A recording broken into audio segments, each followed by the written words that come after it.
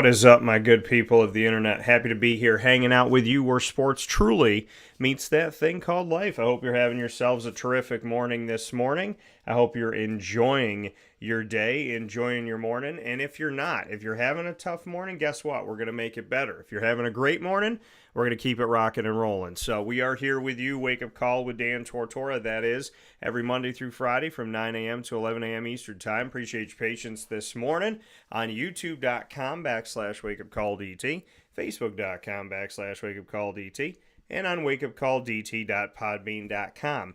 In central and upstate New York, in our second home of Florida, up and down the East Coast, the Midwest, the West Coast, and all around the spinning rock that we call Earth, you can find Wake Up Call with Dan Tortora. So however you're tuning in, wherever you're tuning in, thank you for tuning in to Wake Up Call with Dan Tortora and making us a part of your day.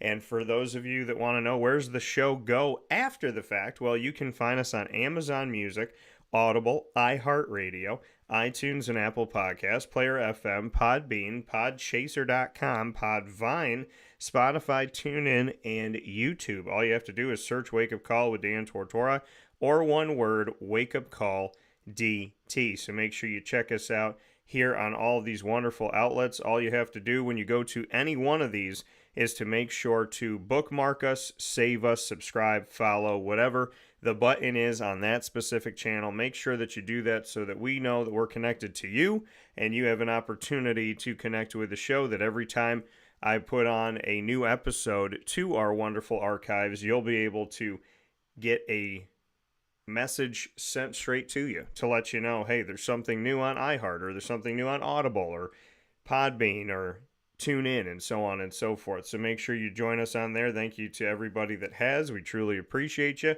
and I cannot say enough thanks for all of that. We got a great show set up for you here today, and I'm always appreciative and grateful for the opportunity to be here with you any day of the week. And I'm just so happy that God woke me up this morning. You know, that's the big thing that we got to think about. We don't think about enough, right? When the big guy wakes us up, that's a great day in and of itself, right? We got the opportunity to go out there and try. We got the opportunity to see what we can do, and you know, if there's something we want to make better, we got the opportunity to make something better. If we want to go out there and chase those dreams of ours, then we can go out and do that. So if you woke up this morning and you're having a rough morning and you're saying, Dan, I don't know, man, it's been a tough go at it. I'm tired, I'm sad, I'm stressed. Hey, everybody's been there, and you're going to make it through it, and you can make it through it. So keep smiling, keep shining,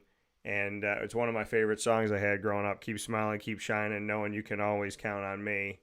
And and I think about God when I hear that, right? That's the best friend that you're ever going to have. So keep smiling, keep shining, keep staying positive, and keep being the awesome person that you are. You know deep down inside you got some great things to give the world. Don't let the world get you down. Inside of MonPawsPopcorn.com is what's poppin'. Very excited to bring to you today our signature segments. We have our trio of signature segments that you've had for a long time, and we have a newbie in its second edition. So very excited for this. The Annoying Moment of the Week, proudly presented by Carvel DeWitt. Lead, Learn, Evolve, Ad-Lib, and Deliver, presented by Chick-fil-A Cicero and Chick-fil-A Clay. The Top Dog of the Week, which will start off hour number 2, presented by K9 Kamp Dog Daycare and K9 Kampground Dog Boarding.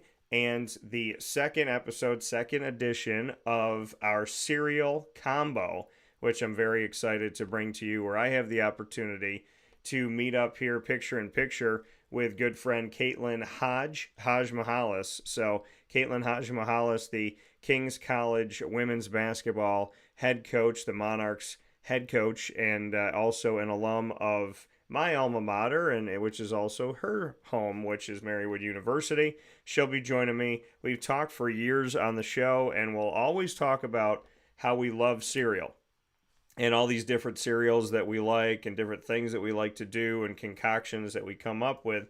And we've bonded on this really unique thing in the world of cereal.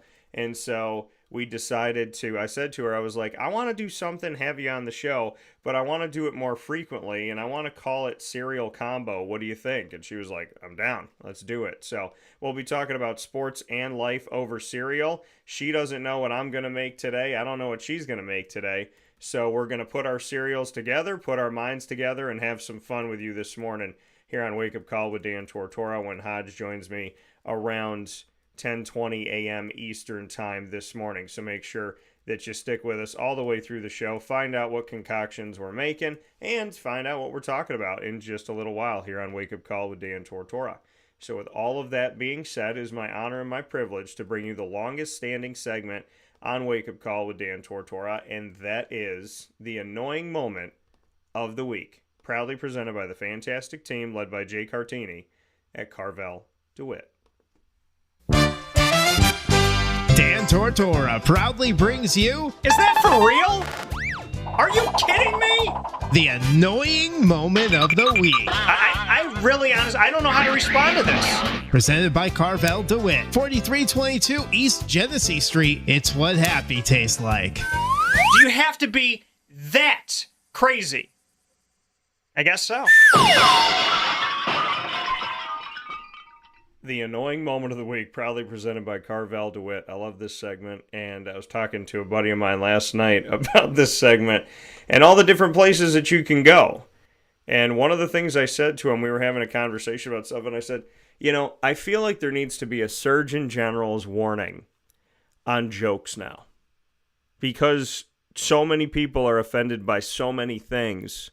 I mean, you could say anything to somebody. You can make a joke about an ostrich and go, and someone can walk up to you, hey man, I know an ostrich. Ostriches have rights too. How dare you tell a joke? I'm offended. I'm hurt.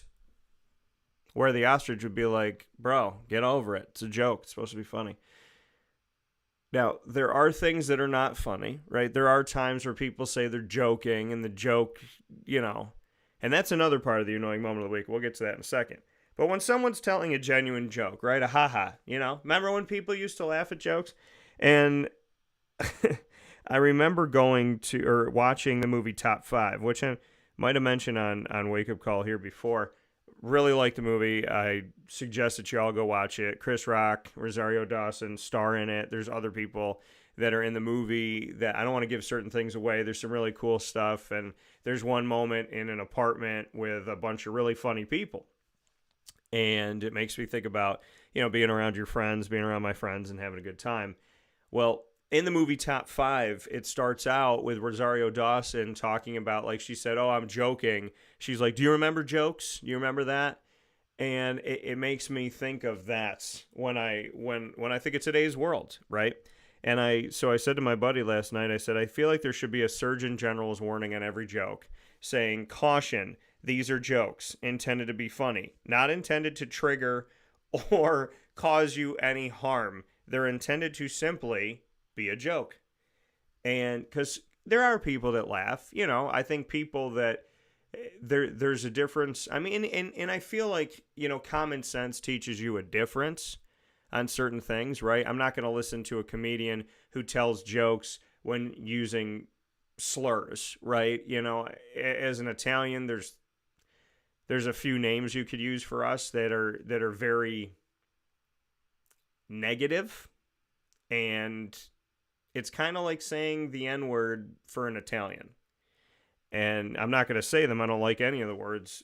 But if somebody was using that, you're probably going to lose me, right? But comedy is meant to be funny. You know, it's an observation. Most of the time, it's things about your life. It's an observation about the world. And you tell your story, and then you move forward, right? Well, in today's America, a lot of people are triggered, which, if anybody knows anything about me, this is a word that I want to erase from humanity. Triggered. I'm triggered. Everybody's triggered about something, okay? And the thing is, if you're triggered by everything, you're triggered by nothing. If you're triggered by everything, you're triggered by nothing. What do I mean by that? What I mean by that is, if everything bothers you, and there's nothing that doesn't bother you, then people aren't going to really take you seriously, right? if every single thing, if rain affects me, rain triggers me, snow triggers me, sun triggers me, the people around you are going to be like, okay, well, then you're going to be miserable every day. Why am I going to be around that? Right? Jokes are meant to be funny. Now, people say, well, this joke hurt my feelings. And sometimes they do. Sometimes they do. But I've gone and seen Jerry Seinfeld. I've seen George Lopez. I've seen Dave Chappelle. I saw Charlie Murphy, rest in peace. I've seen Joe Coy. I've seen Jeff Dunham, Jim Gaffigan, Brian Regan. I'm trying to think of other people that I've seen. I know I'm missing somebody. But I've seen Kevin Hart, Aziz Ansari. So I've seen all different comedians, different backgrounds, different nationalities, different religions, different walks of life, different money, and I laughed at their jokes. Did I think some were funnier than others? Yes. Did I think some carried a show better than others? Probably. But I went to each of those shows, and they made observations about life. There's people out there that'll go to a show, and they're angry. They're offended. They're waiting to be offended. And I'm going to tell you something about life, folks. If you are seeking, whatever you are seeking, you will find. What is it? I think doesn't it say in the Bible? Whatever you seek, ye shall find. Whatever you focus on becomes your life. So if you're seeking to be offended, you will be offended. If you're seeking a problem, you will find a problem because you'll create one. Right? Negative people will find a way to be negative. They will find something to be negative about. I know that. I've dated people like that. I've been friends with people like that. I have family members like that, where no matter what you do, if they want to be negative, they're going to be negative. So that's why I said, jokingly, there needs to be a Surgeon General's warning on jokes because people forgot how to laugh. Because everybody's offended by everything. This is insanity. It is absolute insanity. Okay? If this world laughed more, smiled more, listened to music more, came together more, this would be fine. People used to go to comedy shows to laugh. Now some people go to comedy shows so that they can protest, so that they can write a message on Facebook. I went to a show today and you wouldn't believe he made fun of the World War. What about everybody that fought in it? And it's like, Madonna mia. You know, my grandparents knew how to laugh. My parents know how to laugh. You know, I know how to laugh. They say a true comedian can laugh at themselves. I laugh at myself all the time. I laugh at things that I've said or done. We've gotten so touchy that people are afraid to go out and do things, which I think is ridiculous. I think it's absolutely ridiculous. So I jokingly said there should be a Surgeon General's warning on jokes, but I want to kind of just tell people this is meant to be funny. I mean, what are we going to do? We're going to turn on Netflix now and Hulu and all these other avenues and see what? What you're about to watch is stand-up comedy. This comedy is meant to be a joke. It's an observation of life. It's not meant to offend. Please enjoy the show. Get out of here, man. Do you know how many offensive things that I've seen in my life or heard somebody say? And I don't walk up to them and go, I'm triggered. I'm very triggered. You know what I mean? I stay away from those people. Right?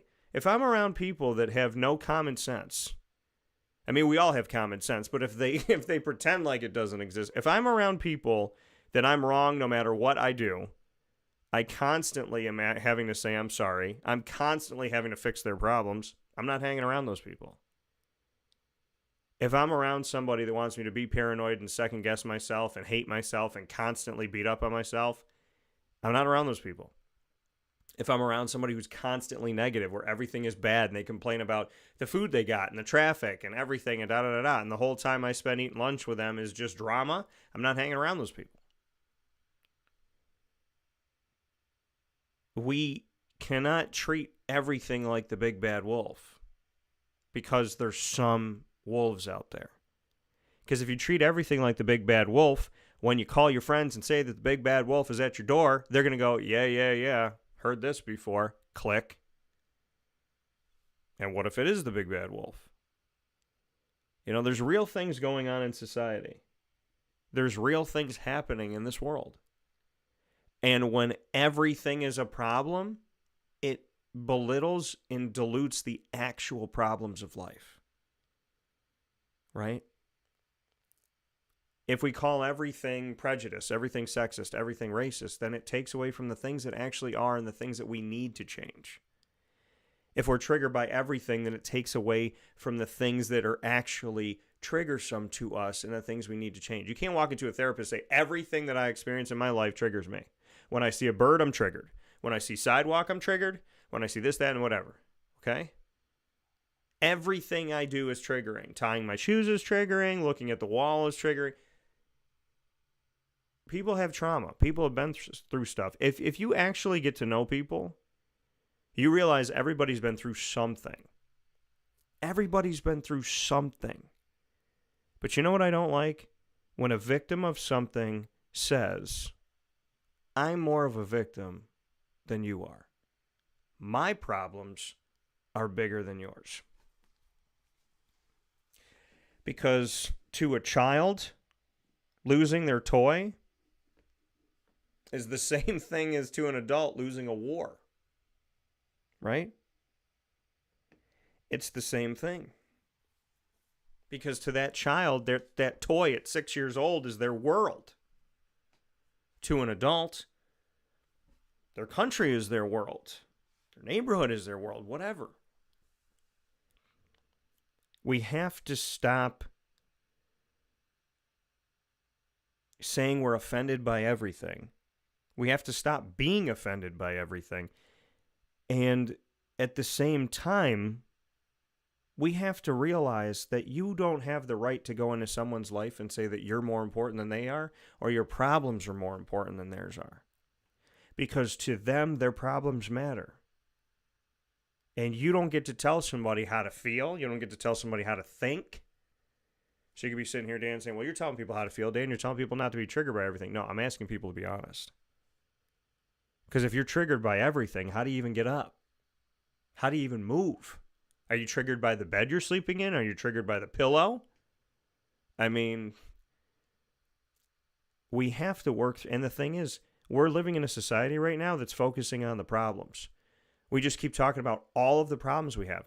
But where are the solutions? Where are the ideas? How do you move forward? I'm a solution guy. I'm not a sweep it under the rug guy. I'm like, okay, this is the problem. And I've told people I've dated, if we have a problem in our relationship, I'm going to bring it up every day. Not because I want to drive you nuts or me nuts, but because I'm telling you there's something that you pushed under the rug. I want to take it out and I want to get rid of it. Because when you put a piano underneath a rug, you can't get over it. And, you know, I remember being in a relationship where the woman said to me, she said, you know, you and I are two different people. We handle problems differently. And I was like, ain't that the truth?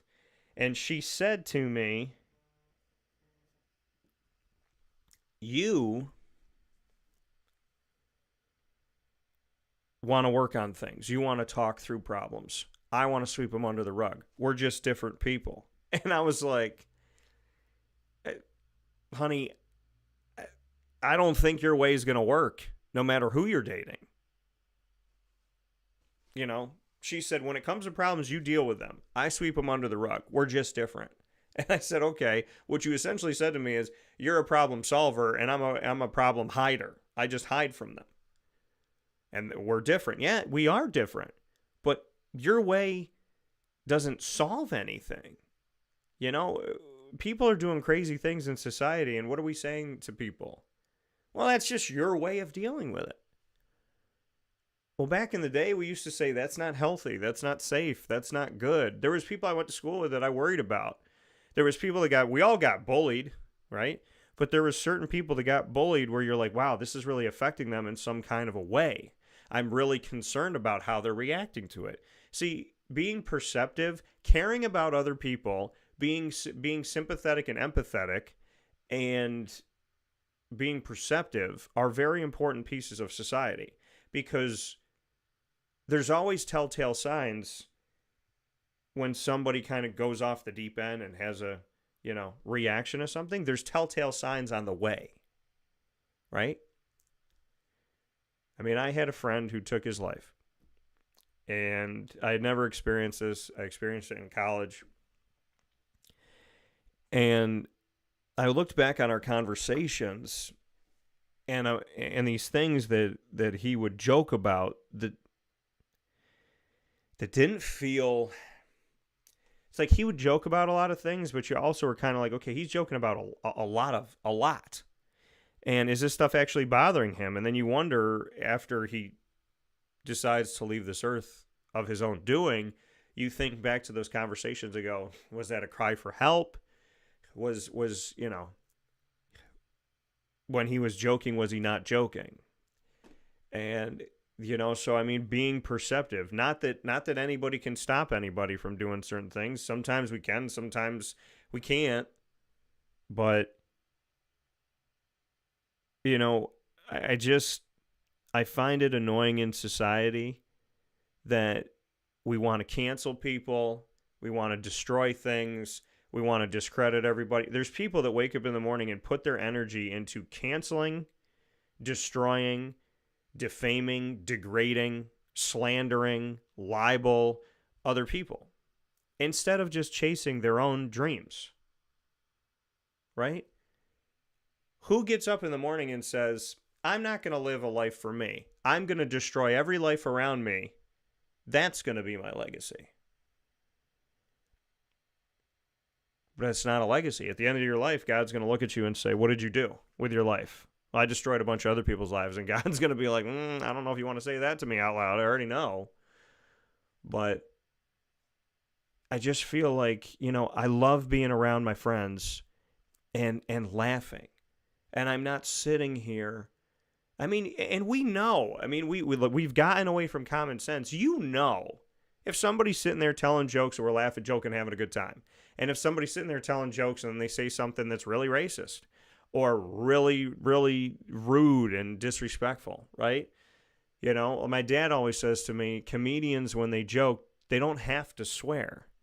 And if a comedian swears a lot, my dad doesn't watch that comedian, doesn't listen to that comedian. Because he said, you don't need to tell these jokes with all these swear words. Why are you putting these in here?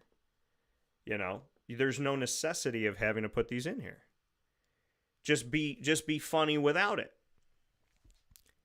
Let's see what Greg said here. Can you guys give me your top 5 defunct cereals? Oh, this is going to be for later in the show. Top 5 defunct cereals that are no longer made.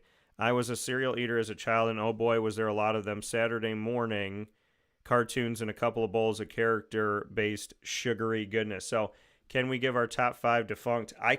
There's one that comes to mind already, and it's technically not a cereal. It's a breakfast thing. I don't want to give it away, but I still, to this day, am sad that it's gone.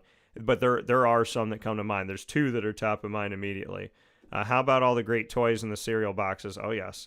And then Greg said, talk about trigger-inducing comedians. I am heading to see a heavy hitter this Sunday in Albany, Ari Schaefer, Wrong Side of History tour. So, yeah, I mean, and that's the thing. I mean, there's some comedians that said, hey, this is comedy. We're going to keep doing it the way we've always done it. Maybe we're going to go into it even heavier, into just, being who we are.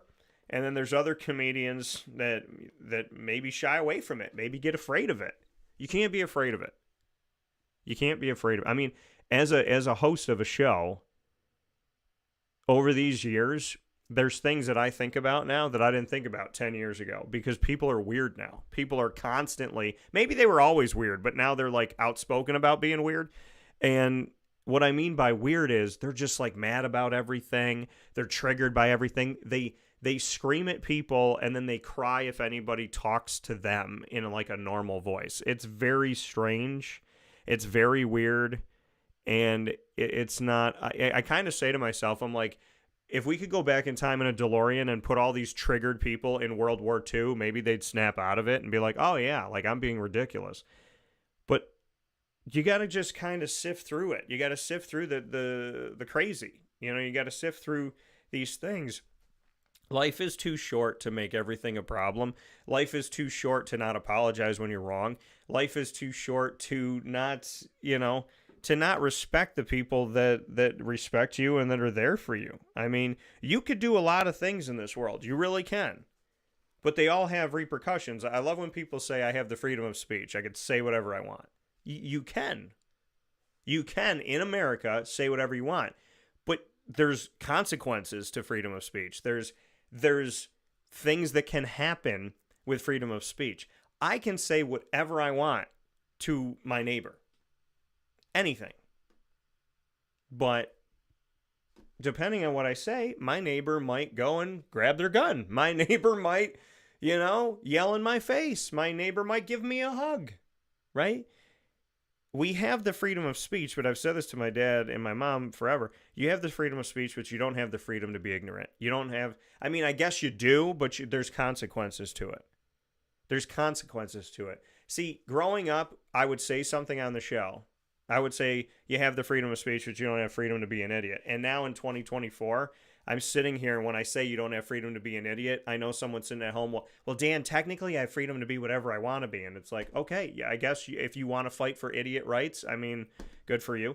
But the reality is you have the freedom to do whatever you want, which people abuse that privilege all the time. But there are repercussions. You have the freedom to go out and kill somebody, right? Don't you have that? If we want to talk about crazy people saying crazy things, you have the freedom to go out and do that. You could go to jail forever. You could destroy a family. You have freedom, but there's consequences to it. And then when you say that to someone, they go, well, Dan, that's an extreme. No, that's an argument.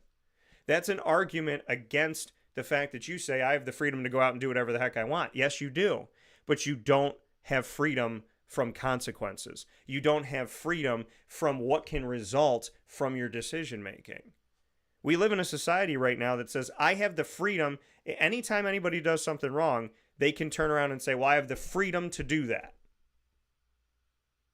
But nobody talks about the consequences of those things. You have the freedom to walk into a store and steal. You're not supposed to. And you can get charged with shoplifting. And then if somebody's shoplifting, they'll turn around and they'll make a case. Well, you know what? Gas prices are so high. I don't have a lot of money in my family, so I think that you should let me steal because I need this stuff.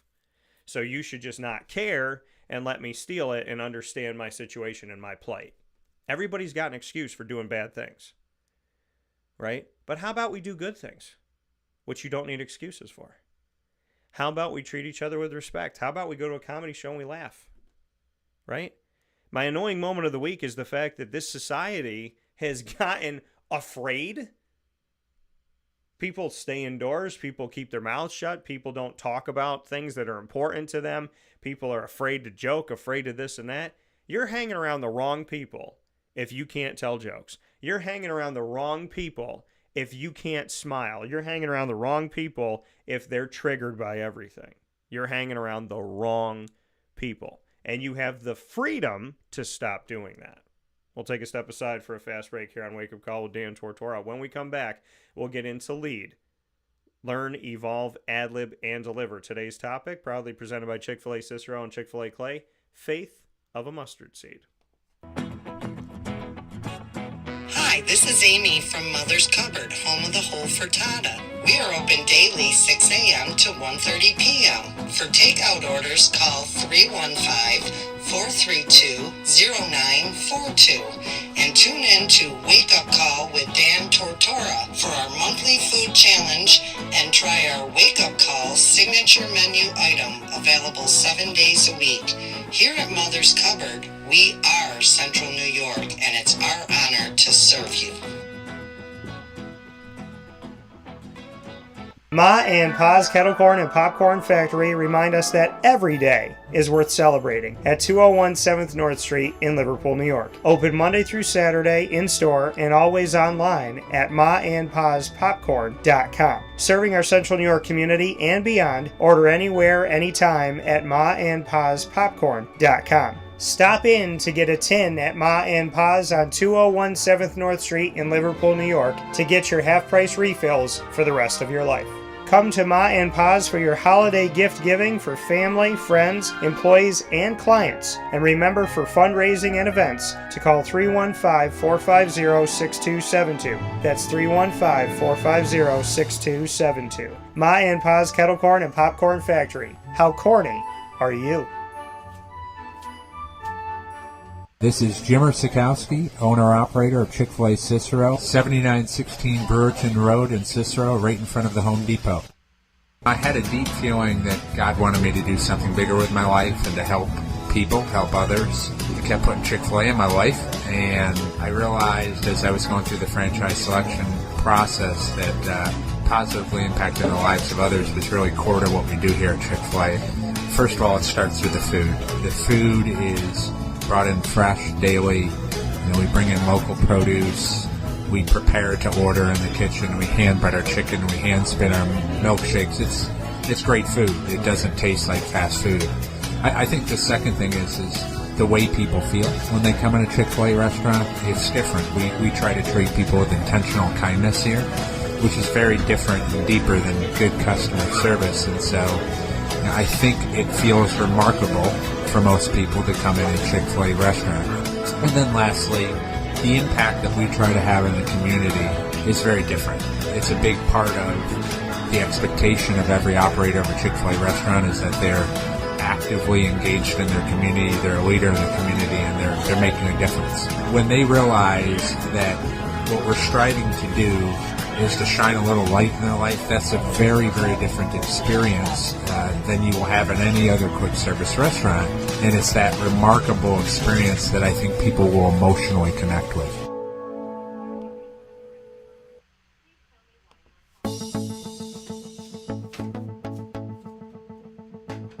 Avocolis, located on the corner of Route 57 and Wetzel Road in Liverpool, New York, has been your trusted neighbor for decades. Located just steps from Liverpool High School, we're happy to have the Liverpool Warriors on-site, on-location broadcast at Avocolis through Wake Up Call with Dan Tortora every single month, featuring student athletes, coaches, and administration throughout the year from Liverpool High School. Head out to Avocolis today on the corner of Route 57 and Wetzel Road in Liverpool, New York, open Tuesday through Sunday for lunch, dinner, and drinks. We'd love to see you out there, and of course you can call them at 315-622-5100 for takeout, delivery, and catering. That's 315-622-5100, and also find them on myavocolis.com. That's myAVICOLLIS.com.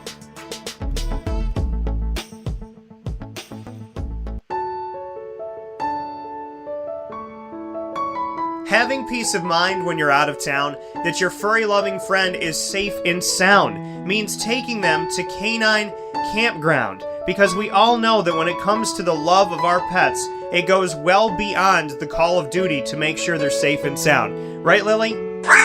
So take a ride to 242 Johnson Street in East Syracuse, New York, and see Canine Kampground and where your dog will be staying, in the classic cabin, the executive cabin, the grand cabin, or of course the luxury cabin, because if you know Lily, you know she loves luxury.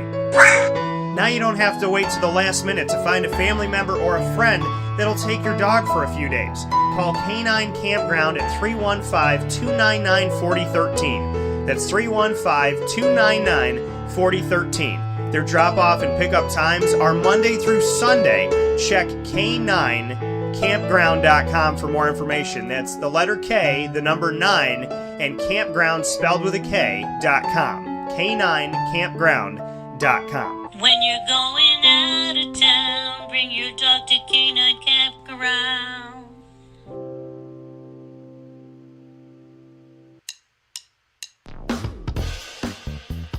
PB&J's Lunchbox, the food truck that you love finding all throughout central and upstate New York, now has a street-side cafe. So when you're craving their traditional favorites as well as their out-of-box amazing menu items, you can now head to 663 Old Liverpool Road in Liverpool, New York. Located just minutes from the highway, the Thruway, Destiny USA, and Onondaga Lake Parkway, PB&J's Lunchbox Street-Side Cafe is there for you Monday through Saturday from 9 a.m. to 7 p.m., serving breakfast, lunch, and dinner all throughout the day. Get breakfast for dinner, dinner for lunch, whatever you fancy, including their award-winning grilled peanut butter and jelly sandwich. Find them at 663 Old Liverpool Road in Liverpool, New York. PB&J's Lunchbox, where we love to know what's in your lunchbox.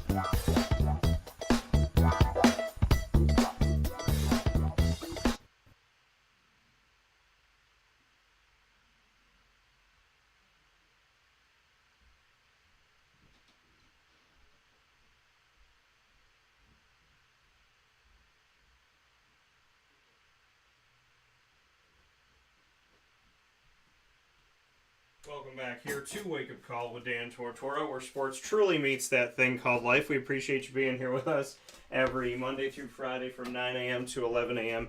Eastern Time. Don't you love when people call during the show? So that seems to always happen sometimes, right? People call during a broadcast, and you're like, "Hey, how are you?" And it's always like it's a company, right? A company's like, "Hey, we're trying to reach you." And that's probably another annoying moment of the week that I haven't mentioned, is that some of them are great like this company, totally fine, great, wonderful. But sometimes you get those calls and it's like, "We are calling you da-da-da-da-da," and they're fake, right? These fake calls. Remember when we used to get a fake call and there'd be like one or two of them, one or two places, and you would call somebody up, and like the one that said you want a cruise, and you pick up the phone and hear, "Daniel, welcome to your cruise." And you're just like, "What?" And then you told a friend and they're like, "Oh my gosh, I got that call like 3 days ago." Now there's so many of them. So, but you try to address those. So, we have our office and our studio.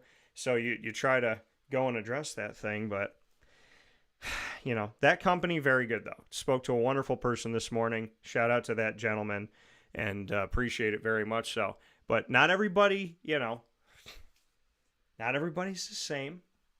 And some places are hard to get through, because this thing was like, you get a phone call and there's no information. Call us back. Okay, what extension? Who do I ask for? What do I say? What is the conversation about? You know what I mean? It's and it's funny because I'm going to put this to the annoying moment of the week, and we're going to jump in a lead, but I want to put this in here really quick. When you're around somebody, and hopefully this gentleman, if he, heard coming back to the show, he knows that, hey, I appreciate it. But because he was great. I want to make clear of that, because we do the annoying moment of the week, and we're talking about sometimes conversations are tough. This person was wonderful. I was like, "Yeah, I think I know what the problem is." They're like, "Yeah, that's probably what it is. We'll set that up for you. Thank you so much." And it's easy. And those conversations are great, because I feel like a lot of conversations should go that way. Problem, solution, okay. So, yes, but it's just not every situation is like that. Not every situation is like that. And so when you have those situations of like, we figured it out. But my other part of the annoying moment of the week, to jump into really quick, is when friend, family member, significant other, kid, whatever, calls you up or texts you and says, "We have to talk, not now." And they don't tell you when they're going to talk to you, what you're going to talk about. They go, "We have to talk, not now." And you're like, what are you doing? I had somebody do that to me. I had somebody say to me, they texted me, they said, "I want to talk to you about something important, but I'm not going to bother you." And I was like, "Well, you just told me you want to talk, but not right now." "Well, it's important, but I'm not going to talk to you right now because the game is on." I was like, "Well, tell me what's up." They're like, "Nah, I'll tell you later." I'm like, "Tell me what's up right now." They're like, Nah, I'll tell you later. And we go back and forth, because this is how I am. If you say to me, "We need to talk, it's important, not now," it's like, that's dramatic to me. It's, I want you to worry about what's on my mind, but I'm not going to tell you what it is until I'm ready to do it. And it's like, you drive people, and I've had history with that, right? People drive you nuts doing that because you're sitting there thinking, if you're dating someone, are we breaking up? Did they cheat on me? You think all these bad things. If it's a family member, you're like, oh my gosh, is everybody okay? Did something happen to somebody? If it's a friend, you're thinking the same thing. What's going on? So I don't do that stuff. I don't go, we need to talk later, because that person is going to knee jerk.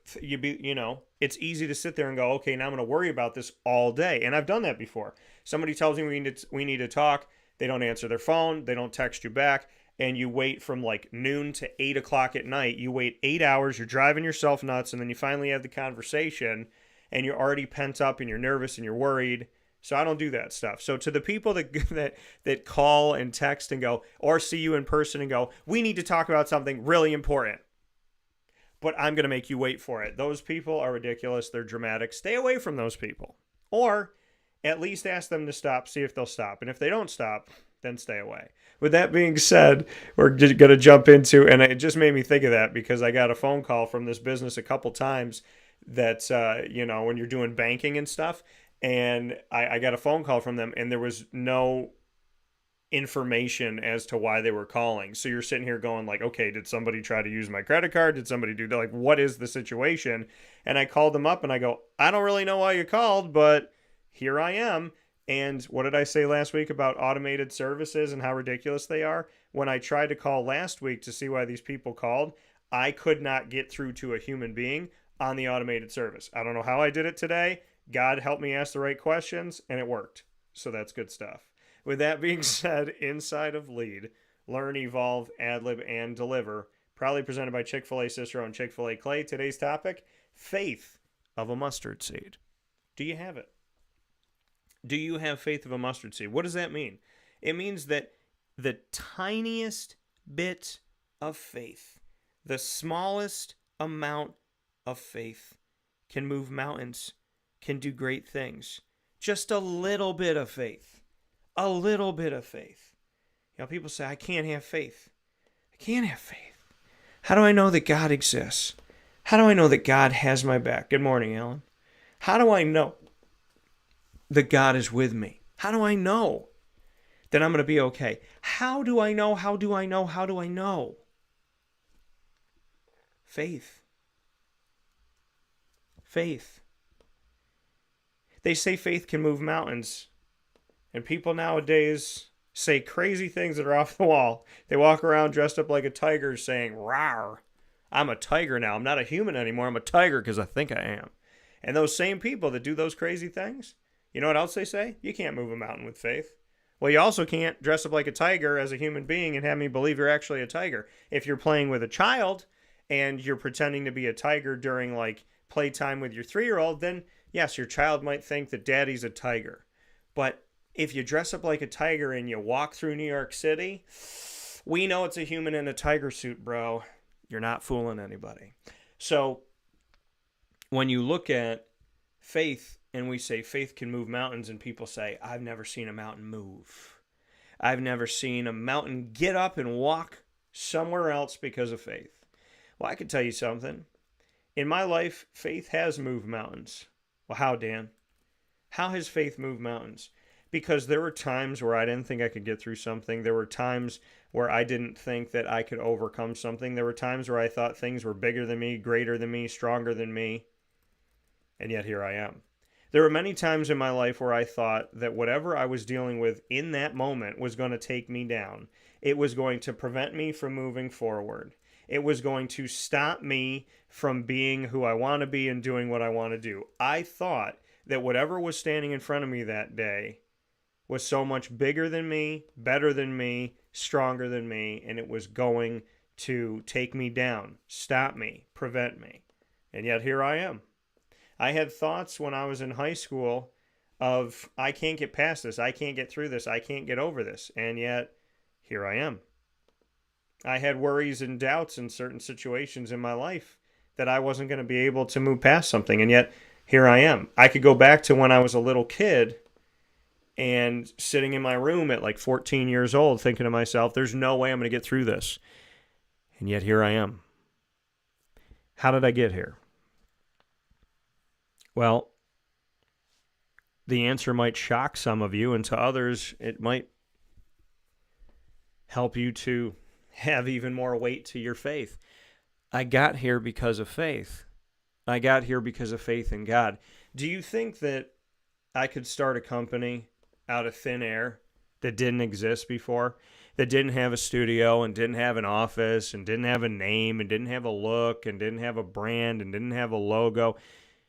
Do you think that I could take something intangible and make it tangible, literally bring something into existence without faith, without a belief in a higher power?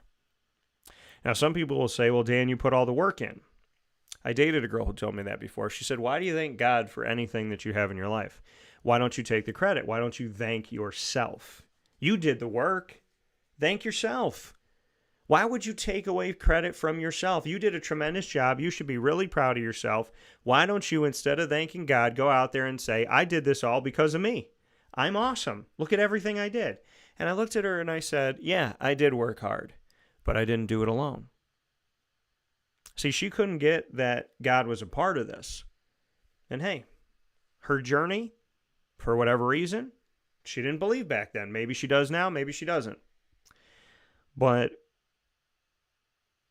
she couldn't understand why I gave God credit, because I did the work. My response is, yeah, I did the work. But there were days where I didn't want to get out of bed, and something got me out of bed. There were days where I was dealing with rudeness and slander and evil and negativity and people just saying horrible things that were in the media that didn't want me to succeed. And yet I prevailed and I kept moving. There were times where my company made good money, and there was times where my company was figuring out, okay, who are our partners going to be? What are we going to do? There was a Christmas I'll never forget when I sat there and I looked and I said, we're going into the new year with numbers that I don't like, money-wise. And my ex-wife, and I tell people, yes, there's things I didn't like about that relationship. There's a reason why we're not together, but I also will credit her with the fact that she gave me some of the best advice that I use to today. And I can honestly thank you if you're somehow listening, which I don't, but I want to thank you. I'll look right into the camera and say it. Thank you, Kate, for the things that you said to me about faith, about God, about positivity and perseverance that I use to this day. Even though we weren't the right people for each other, I want to thank you for being the best person that I ever dated when it came to advice that is true and advice that helped me through some really dark and tough times. And she said to me one day, when I said to her, I was like, hey, I'm heading into the new year, and these things are ending. I'm looking, I don't have a lot on the docket here, and this is where I'm going to be at. This is where I was. I don't know what I'm going to do. And she goes, I don't get it. And I said, what? She goes, you always say you're a man of faith. You always say you believe in God, and you help other people to have faith. Like you share your faith, you help other people to have faith, but you don't. She said, don't you realize that every time you worry and you go down an alleyway, God is waiting for you in that alleyway with a gift? She said, I look forward to the day where I see the Dan that is like the Dan that talks to everybody else about their faith. I look forward to the day where I see you stop worrying, knowing that God has always met you and given you a gift. And for you, the next time something happens that you don't like, for you to already know that God is going to be there. God is going to take care of you, as God always has. I never forgot she said that, because she's right. So when people say, and I date somebody after, my ex-wife and I break up, I date somebody down the road, and we have this conversation, and she says, well, you built it all yourself. Give yourself credit. I say, God helped me. right? Advice from people that have faith helped me. Seeing people go through things far greater than what I was going through and see them smile helped me. And it helps me to this day. Having parents that chase their dreams helped me. Having parents that said, go out and do what you want to do, Daniel. Go be what you want to be. Now, did my parents agree with me on everything my whole life growing up? No, we didn't agree on everything. But my parents chased their dreams and they caught them. And they're proud of their son for chasing their dreams, chasing his dreams and catching them. Faith of a mustard seed. When I started as a professional broadcaster, I did not have all of these phone calls, come work for us, do this, that, and whatever. I had the opposite. I sent out 40 some odd things, got one postcard back. Thank you for your interest, Dan. We're not looking for anybody at this time. I had a conversation going into graduation of, you chose a really difficult field. Do you think you can do this? I'm worried about you. It's dog eat dog. There was so many times in my life where I was faced with hate. I was faced with negativity. I was faced with pessimism. I was faced with discrediting, dishonorable things that people would say. I'm not a real journalist. I'm not a real broadcaster. The internet's not real. The internet doesn't work. Nobody cares about internet radio. There were so many times where people would say, there's not enough money here. There's not enough backing here. There's not enough support here. Why are you doing this? And I stand here today at 38 years old, and nobody says any of that stuff anymore. I mean, there's still people that don't understand and don't get, because when you create something and you are the thing, like when you don't have something to look to because you are the thing, right? You know, it's, you don't have a predecessor that's like, this is how I did this. Like what I did with God. I did uniquely. It's not, you know, other people may have started shows, but nobody had the road that I had to build the business that I've had. And how do I know that I'm different? Because I've been running this company that I created over 11 years now, and I've been broadcasting for over 20, and I continue to meet people that are like, wow, you're different. The way you do things is different. You know, and I had somebody tell me last night, people work with you, businesses work with you because of the human being that you are and what they get from working with you, specifically you. And so faith of a mustard seed, if I didn't have it, and sometimes it was bigger than others, trust. And I struggle with it sometimes now too, as a single man in society who wants to love and have a family, and I want true love or no love. I don't want fake love. I don't want sometimes love. I want everyday love. It's not perfect, but I want that everyday love. I want that partner. I want somebody who I can root for, who roots for me. You know, I can lose faith in that at 38 years old, that it's not out there. I've met a lot of crazy people. I've met a lot of people that have wasted my time. I've met a lot of people that didn't have their stuff together. I've met a lot of people that didn't value me, even when they had their stuff together. I've met a lot of people that made their problems my problems. So I could have no faith. I could literally say there's nobody out there. I'm not going to meet a woman and have a family and have the things I wanted since I was a little kid. I can think that. But my challenge to myself was, I didn't think that with my career. I didn't think that when I stepped out on my own. When I decided to leave traditional radio and start my company at 26 years old, I had faith. And that faith turned intangible into tangible, thin air into something you can touch and see.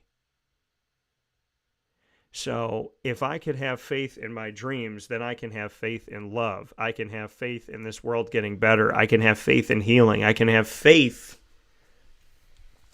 that my grandparents I will see again, that my loved ones that passed away, my dogs, my friends, my aunts and my uncles, that I will see them again. my fish Daredevil, my gerbil Sunny and Magic. Shout out to all of them. My mom took great care of Sunny and Magic. I could have done a heck of a better job with those guys, but they were sweet little guys. Never thought I'd have gerbils in my life. I won them we did a craft fair at my church every year, and I won them at the craft fair. And they were just really cool and unique and interesting because I've grown up with dogs all my life. And then my beta fish, Daredevil, who was, all red for the most, he was red, like red, like Daredevil red. I mean, that fish had 27 lives. So that fish would jump out of the bowl, be stuck to the ground. I'm in class. I have no idea this is going on. It's not like the fish can call me. And my roommate's girlfriend goes in, sees him stuck to the ground, thinks he's dead, doesn't know how to tell me, takes him up off the ground that he's stuck to, puts him back in the bowl, and is like, oh my goodness. And then I come back, there's nobody in the room, and he's swimming around, and I don't know that any of this stuff happened. And she's like, your fish was dead. And I'm like, but he's right here. She's like, no, but he was dead. But he was right here. See, he had faith. He could have given up. He had faith. So when people say faith is stupid, Dan, faith is ridiculous, why would you have faith? Well, you wouldn't be watching and listening to Wake Up Call if I didn't have faith. You wouldn't be seeing me today if I didn't have faith. I would have given up a long time ago. See, faith of a mustard seed, what that's saying to you is you don't have to have this grandiose faith. You don't have to have this faith that is out there moving these literal mountains. You just have to have enough faith to fit inside of a tiny little mustard seed. You got to have a little bit of faith to keep going, because faith of a mustard seed, God knows that life is hard. He knows life is hard. He knows everything. How big is a mustard seed? 1 to 2 millimeters. That's a 32nd to 3/32 of an inch. A 32nd of an inch. Think about how small it is, and then cut an inch into 32 pieces and take one of those pieces. That's the faith that God's asking you to have. That when your life isn't going right and things are crazy and you don't know which end is up and you don't know how to get better and you don't know how to change things, you don't know how to move forward, God says, have 1/32 of an inch of faith. Have a tiny little minuscule bit of faith. I'm not asking you to have this massive elephant of faith. I'm not asking you to have this incredibly large caravan of faith. I'm asking you to have a mustard seed of faith. I'm asking you to believe in me just a little bit, to give me just a little bit of credit, to know that just a little bit is all I'm asking you for. You have no reason to have faith, you say. You have no reason to have faith in dating. You've dated a bunch of crazy people. You've had a bunch of crazy situations. You feel like a lot of things have wasted your time and you don't know which end is up. And why would you have faith if you have no reason to have faith? And God says, have the tiniest faith of a mustard seed. You've chased your dreams and you haven't caught them yet. You're trying and you're trying and you're trying and you're trying and it doesn't seem to be coming through. You're not getting your big break. You're not getting that phone call. You're not getting that letter. You're not getting that email. Faith of a mustard seed. You don't think that there's things I had to try at for years in order to get those? You think that what happened to me happened overnight? I decided at 26 I wanted to start a business and all of a sudden the business was booming and I had all these clients and all these things were happening? No. Every business starts out poor. You might be a trust fund baby and you might have money to put into it. You might have saved money to invest into it. But every business itself starts out poor. Every show starts out with no listeners, no viewers, no readers. Every single thing starts at zero. And faith That 0 will become a 1, that 1 will become a 2, that 2 will become a 10, that 10 will become 100, that 100 will become 1,000, that 1,000 will become 1,000,000. You know what I told people? I said, one day I'll be speaking to 1,000,000 people. I know that. And I could go on stage and be the only person on stage with 1,000,000 people, and I will go out there and do it. One day I will be in front of 1,000,000 people. That day happened last year. We reached over 1 million and over 3 million people. Over 1 million multiple times, over 3 million. Right now we're reaching over 1 million people on one avenue of my business. We reach 1 million people in a 28-day period. 50,000 people a day. At 38 years old, I had said within recent history, one day God will give me the opportunity to speak to 1 million people. I believe that. And God gave me, in a 28-day period, 1 million people that I spoke to. And that didn't hit me until just now. Faith of a mustard seed, folks. To have that little tiniest bit of faith. That something is out there, something is listening, something cares about you. You're not a mistake. You didn't come here by accident. You weren't born by accident. Your parents might tell you were an accident. You're an oops baby. But you're not an accident. And if you have the tiniest bit of faith, when people say, Dan, why do you believe in God? Why do you talk about faith? I don't believe in any of this stuff. Stop talking about it. It's driving me nuts. It's triggering me. Talk about sports. Talk about basketball. Why are you talking about faith? Because this show wouldn't exist without it. Because every conversation wouldn't exist without it. Over 5,000 guests would not have been on this show if not for my faith. Do you know how many phone calls you have to make? Do you know how many times you have to reach out there? Tell people who you are? The businesses that we thank, that I put up on the screen right now, you think these businesses just appear? You think I didn't have to sit down with every single one of them and have faith in myself, faith in my message, faith in what I'm doing, faith in God, that living my dreams and going after my dreams, that I could meet other good people that could believe and connect. And you look at the faith to go out there, the belief to go out there, to ask a total stranger to believe in you, to support you. And look at our team. The faith of being able to get out to places. I used to hear about iHeartRadio and I was like, oh man, I'll never get on there. Amazon Music? Oh, that's too big for me. YouTube, TuneIn, Spotify. I go there to listen to all my favorite music. There's no way Wake Up Call is going to be on there. We're on all of them now. Faith of a mustard seed. The belief, even when things are bleak, even when things are tough, that God says to you, my child, take the tiniest, littlest bit and just put some faith in there. I got you.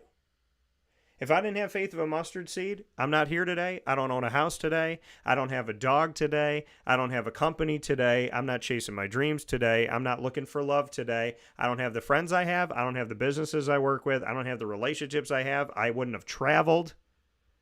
I wouldn't have lived in different states. Nothing that is me today comes without faith of a mustard seed. So even to my non-believers, even to my people that tell me God doesn't exist, Dan, I don't believe in it. That makes me want to throw up to say, but there are people that don't believe that. God doesn't exist, I don't believe in it. I would say to you, even you who doesn't believe in God, there's a time in your life where you had faith. And if you had just a tiny bit of faith, whether you want to admit it or not, God was in your life. If you right now are trying to get a job, trying to chase your dreams, if you finally mustered up the courage to ask that person out, if you finally mustered up the courage to go and travel, if you finally mustered up the courage to move out of your parents' basement and get yourself a home, get yourself an apartment, if you finally mustered up the courage to go and work out in a gym, if you finally mustered up the courage to wear your favorite clothes and show people that you like comic books. Look what I'm wearing today. This is a t-shirt that Peter Quill wore in Guardians of the Galaxy Volume 3. There's a lot of people that wouldn't wear this t-shirt because they would say people will make fun of you. You're a grown man, you're wearing a t-shirt that has this like weird looking dinosaur lizard thing on it. Aren't you afraid of what people would say about you? Yeah, there was a time I was. I'm not anymore. So if you're wearing a t-shirt, proud to wear it, no matter what people think of it, you have faith. Even the most staunch anti-God person has got a little bit of faith. Faith you'll get to work today. Faith you'll be on time. Faith your job will be there when you get there. When you walk into your room and you turn on a light, you have faith that when you flip that switch, the light's going to turn on. You have faith when you come home and it's freezing outside that your heat is going to be on. You have faith that when you turn on your faucet, the water is going to run. You have faith of a mustard seed every single day in things that you don't even think about. So we all have faith. It's time to start admitting it. And it's time to realize that God does not ask you to go crazy over this. He says to have just a little bit of it. And without that little bit of faith, there is not a single thing that I'm proud that I have in my life today that would exist. So God, thank you for asking for just a little bit. I hope I can give you a whole lot more than just a little bit of a mustard seed. We'll take a step aside for a fast break. When we come back, top dog of the week and cereal combo right after this. Carvel DeWitt, it's what happy tastes like. Do you know why? Because we make ice cream. Creamy, rich, flavorful ice cream. Not yogurt or iced milk like some of our competitors. Ice cream.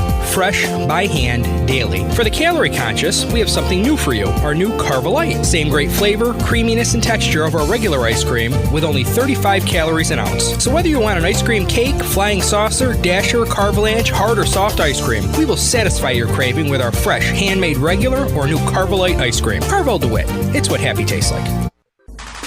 The Wildcat Sports Pub in Camillus, New York is located on 3680 Milton Avenue in the Home Depot Plaza. It is your family-friendly sports bar and restaurant. Folks, some sports bars aren't family-friendly. Some family-friendly restaurants are not sports bars. The Wildcat Sports Pub in Camillus, New York is proud to be both. It is that marriage that you've been looking for years. The Wildcat Sports Pub is your home base for your sports bar and restaurant needs, games for the kids, indoor and outdoor activities, and enough things on the menu to come back every single week and get to try something new. They're open Sundays from noon to 8 p.m., Monday through Wednesday, 11 a.m. to 11 p.m., and Thursday through Saturday from 11 a.m. to midnight. For reservations and party information, call 315-487-2222 for the Wildcat family-friendly sports pub and restaurant.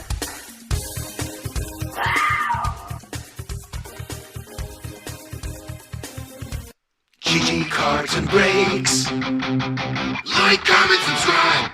GG Cards and Breaks coming to you on 639 Delmar Place in Syracuse, New York. Open 7 days a week for your sports card enjoyment, as well as Pokemon, Disney Lorcana, and more. You can find it all at GG Cards and Breaks Monday through Saturday from 10 a.m. to 6 p.m.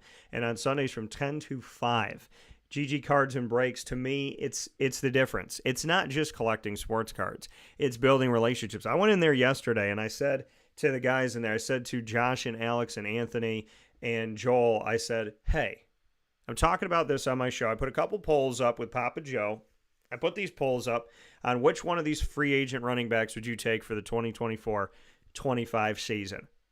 And that caused a discussion. Then I said, who's the most talented, strictly the most talented quarterback currently in the NFL? And that opened up a discussion that created a discussion that had a discussion underneath a discussion with another discussion.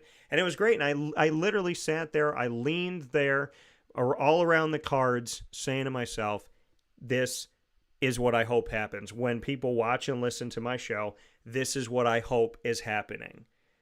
Just seeing these that you're listening to me and you're talking, you're writing into our feed, you're talking in your car going, yeah, Dan, I agree with that, or no, Dan, I don't agree with that. And then you're going to work, and then you're around the water cooler and you're doing that. And then at dinner with your parents, you're going, hey, I heard this on Wake Up Call today. What do you guys think? That's what I wanted. And I saw exactly that. I got to see poetry in motion yesterday. That's GG Cards and Breaks. You go in there, and it's an atmosphere. It's an atmosphere to have a conversation. It's an atmosphere to get to know. It's not simply just walking in, hey, you guys want to buy something? Cool. All right, see you later. It's not about that.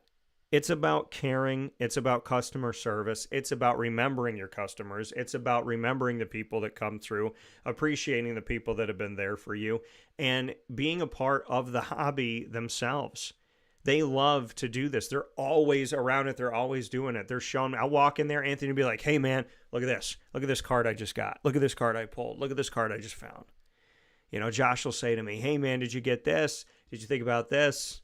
You know, I'll be talking to Alex about something. We'll be discussing something. You know, Joel, the first person I met when I came into GG Cards and Breaks, and his service was incredible. You know, I go over to Alex, and Alex had his collection there, and I was like, hey, I want that card. And he was like, all right.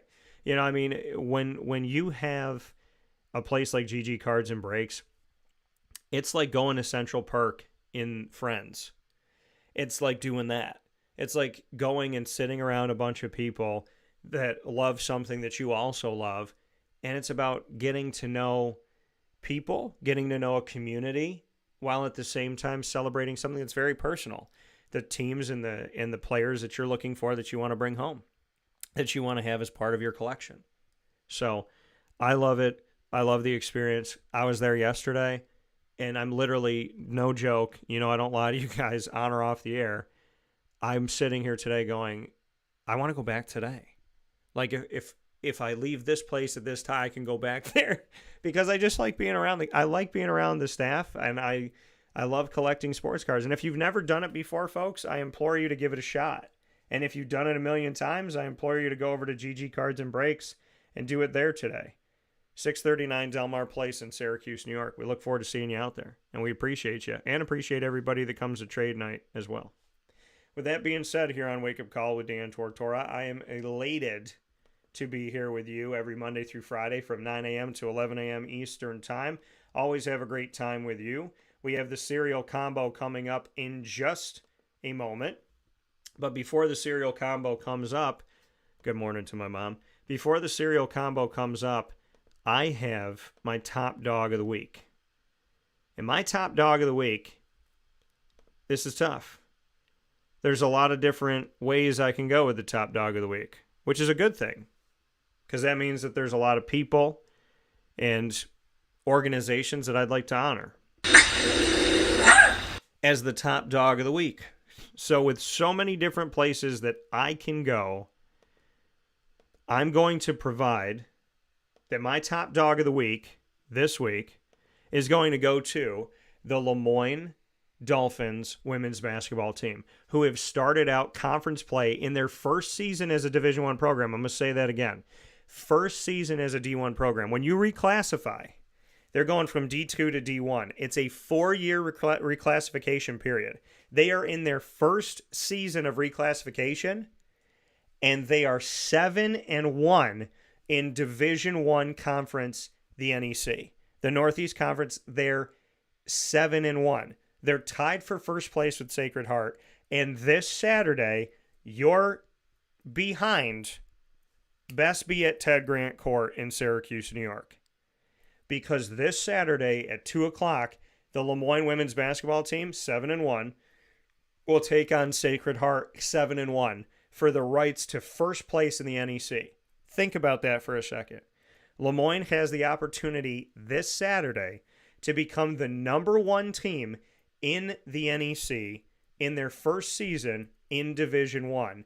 And if they can do that this Saturday, if they believe and achieve and go out there and get it done and make it happen, that moment will give them separation. They will own their own destiny and have the opportunity to be the number 1 overall seed in the NEC tournament in their first season in Division I. That's insane. That's awesome. And so they're my top dogs of the week, not because there's not other teams out there that I'm extremely proud of, but because this team in this moment has done an incredible feat that needs to be appreciated. And under Mary Grimes, they have had many incredible feats. And under Gina Castelli before that, they've had many incredible feats. And it is amazing to see this. Women's basketball and women's athletics have always meant a lot to me. And to be there last night on hand to see this team go up by almost 30 and then have to gut it out in the second half and win and be 7-1 in the NEC. This is a story that I've been telling when it comes to, I've been telling the story of Lemoyne women's basketball for 11 years. People are going to come in now and tell the story because the team is good. People are going to come in and tell the story now because they want to pretend like they've been there the whole time. They want to pretend like it mattered to them the whole time. The reality of the fact is, I've gotten to see this team through lows, through highs, through everything in the middle. And I could not be happier, and it does feel personal, and you do feel connected to it, just like I felt connected to Marywood, and just like I feel connected to all the wonderful teams that I get to be a part of, like Bryan and Stratton College of Syracuse. I feel connected to King's College because of Hodge. Those connections, they matter differently. It hits different. It feels different when you see those teams succeed. And Lemoyne has had a tremendous season thus far, and I know that many are hoping that that continues. The arguable biggest game that Lemoyne has ever played is going to be this Saturday in women's basketball, and I look forward to seeing you there at Ted Grant Court in Syracuse, New York, this Saturday, February 3rd at 2 p.m., when the two top teams in the NEC fight for the rights to have separation as the single top team in the NEC as we get closer and closer to the postseason. This is a massive game. And Mary Grimes, her entire staff, and all of her student athletes, as well as all the support staff and the trainers and strength and conditioning and nutritionists, everyone is our top dog of the week this week. Rightly so. Proudly presented by Canine Camp Dog Daycare and Canine Kampground Dog Boarding, the perfect place to bring your dog for short and long-term care. I don't say anything I don't believe in. Lily has gone and been a part of the Canine Kampground dog boarding world. I've gone and seen the daycare. She's been at the campground, and she's been and stayed with them and spent time. It's the same ownership, the same leadership at Canine Camp Dog Daycare and Canine Kampground Dog Boarding. They're a package deal. So short and long-term care, whatever is you need for your dog. Sometimes you need short, sometimes you need it to be a few days. And right as I say that, Lily comes into the studio because she's always on cue. She's the most human dog I know. And in the same way, she loves better than a lot of humans out there. So she could teach a lot of people a lot of things. Canine Camp Dog Daycare and Canine Kampground Dog Boarding, the place to trust with your furry loving friend. No matter how big or small they are, it is such a place that gives you peace and just that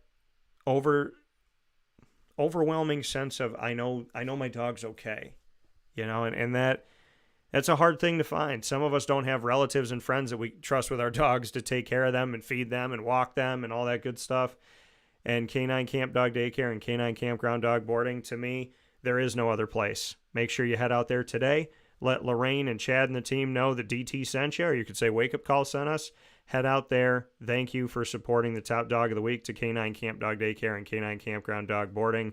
And thank you to their tremendous staff for giving me peace of mind when it comes to Lily. And to other dogs that I know people have sent there through me. I appreciate that.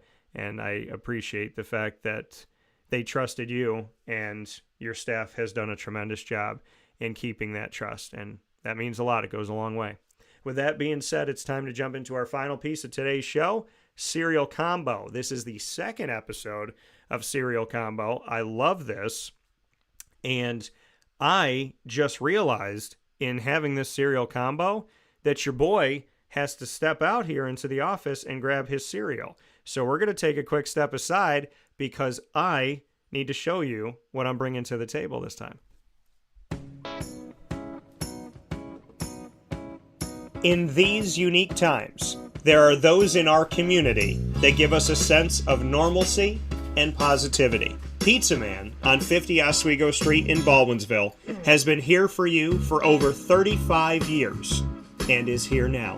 Call 315-638-1234 or order online at pizzamanbville.com to bring those familiar tastes into your home. And remember to come see our monthly on-site broadcasts centered around the community and our Baldwinsville Bees.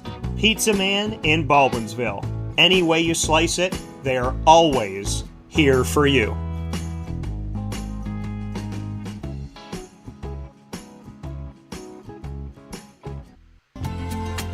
Looking for your next ride? Look no further than Great Lakes Honda City, located on 7140 Henry Clay Boulevard in Liverpool, New York. Serving our community for decades, their new and pre-owned vast array of vehicles are available to you Monday through Saturday on site. To search from home, shop at GreatLakesHondaCity.com. Call 315-365-5576 to set up an appointment. That's 315-365-5576 for Great Lakes Honda City, 7140 Henry Clay Boulevard in Liverpool, New York. Great cars, great people, Great Lakes.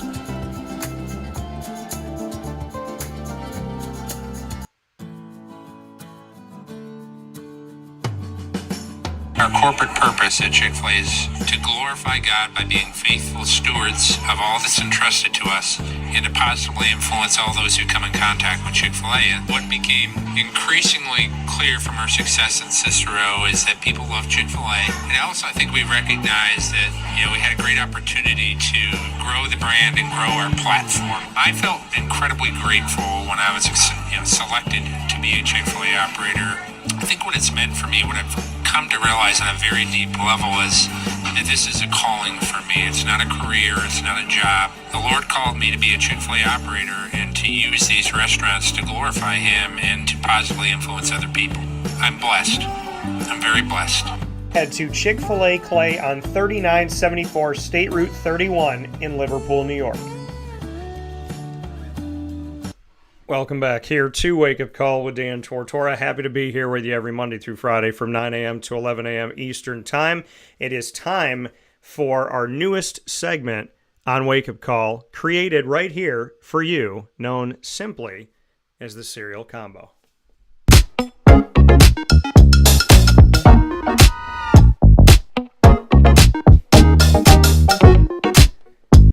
And with the cereal combo, you know that you cannot have a combo of cereal without having more than one. And you cannot have a cereal combo conversation without having more than one here to host that. So with that being said, picture in picture with me, Caitlin Hadzimichalis, the head coach of the King's College Monarchs women's basketball team. We call her Hodge. She is here with me. We both love cereal. And you guys have heard for years us talk about our passion for cereal, our love for cereal. We would talk about women's basketball, talk about sports, and then we would somehow get into cereal. So I said to Caitlin a few weeks ago, I said, why don't we do a segment where we eat cereal that we create combinations of while we talk about sports and life? And she was like, say less. So here we are. How are you, Miss Hodge? Doing well. How about you? I'm doing well. I'm very excited about my choice today. I know. I can't wait to find out what it is. So you want to go first? You want me to go first? I'll go first because I feel like mine's less exciting. Okay. Okay, go ahead. Because yours is built up. I was ready. So I got some Golden Grams. Okay. And I went with the chocolate peanut butter Cheerios again. Okay. So that way I got a little chocolate peanut butter s'mores kind of action. I love that. I can appreciate that. I like that you went with one from last week and a new one, because I went with one from last week and a new one. And mine, I just feel like rolls off the tongue. Honey Nut Charms. Cheerio Charms is what I'm calling it. So Honey Nut Cheerios, Lucky Charms mixed together to give you that marshmallow and honey texture. So I got the Honey Nut Charms, the Cheerio Charms, whatever you want to call them. I like Cheerio Charms. So that's what I have for this morning. Are you ready to have our cereal? All right. Let's pour it up. Shameless plug for Wegmans. Wegmans can't go wrong with Wegmans. Yeah, no. And Wegmans, I believe you should partner up with Wake Up Call. I used to work at Wegmans. I worked there for 4 years growing up. I worked there in high school, and I worked there when I was actually in college, my first 2 years in college, I would come home in the summer and work at Wegmans, and I worked in the dairy department at one point. So there you go. Full circle there. All right, cheers, Hodge. Cheers. Cheers. Let's see how this is.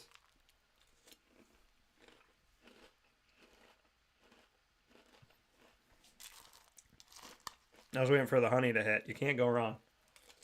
Yeah, I got no complaints on my end.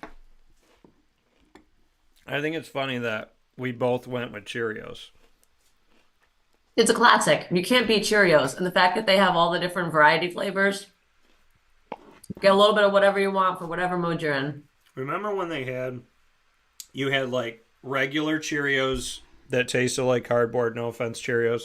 And so there was the regular Cheerios, there was a Honey Nut Cheerios, and then they came out, there was like no other kind, and they came out back in the day with the frosted Cheerios, and people were like losing their minds going, is this Cheerios? Should we be okay with this? And now there's like 19 different types of Cheerios.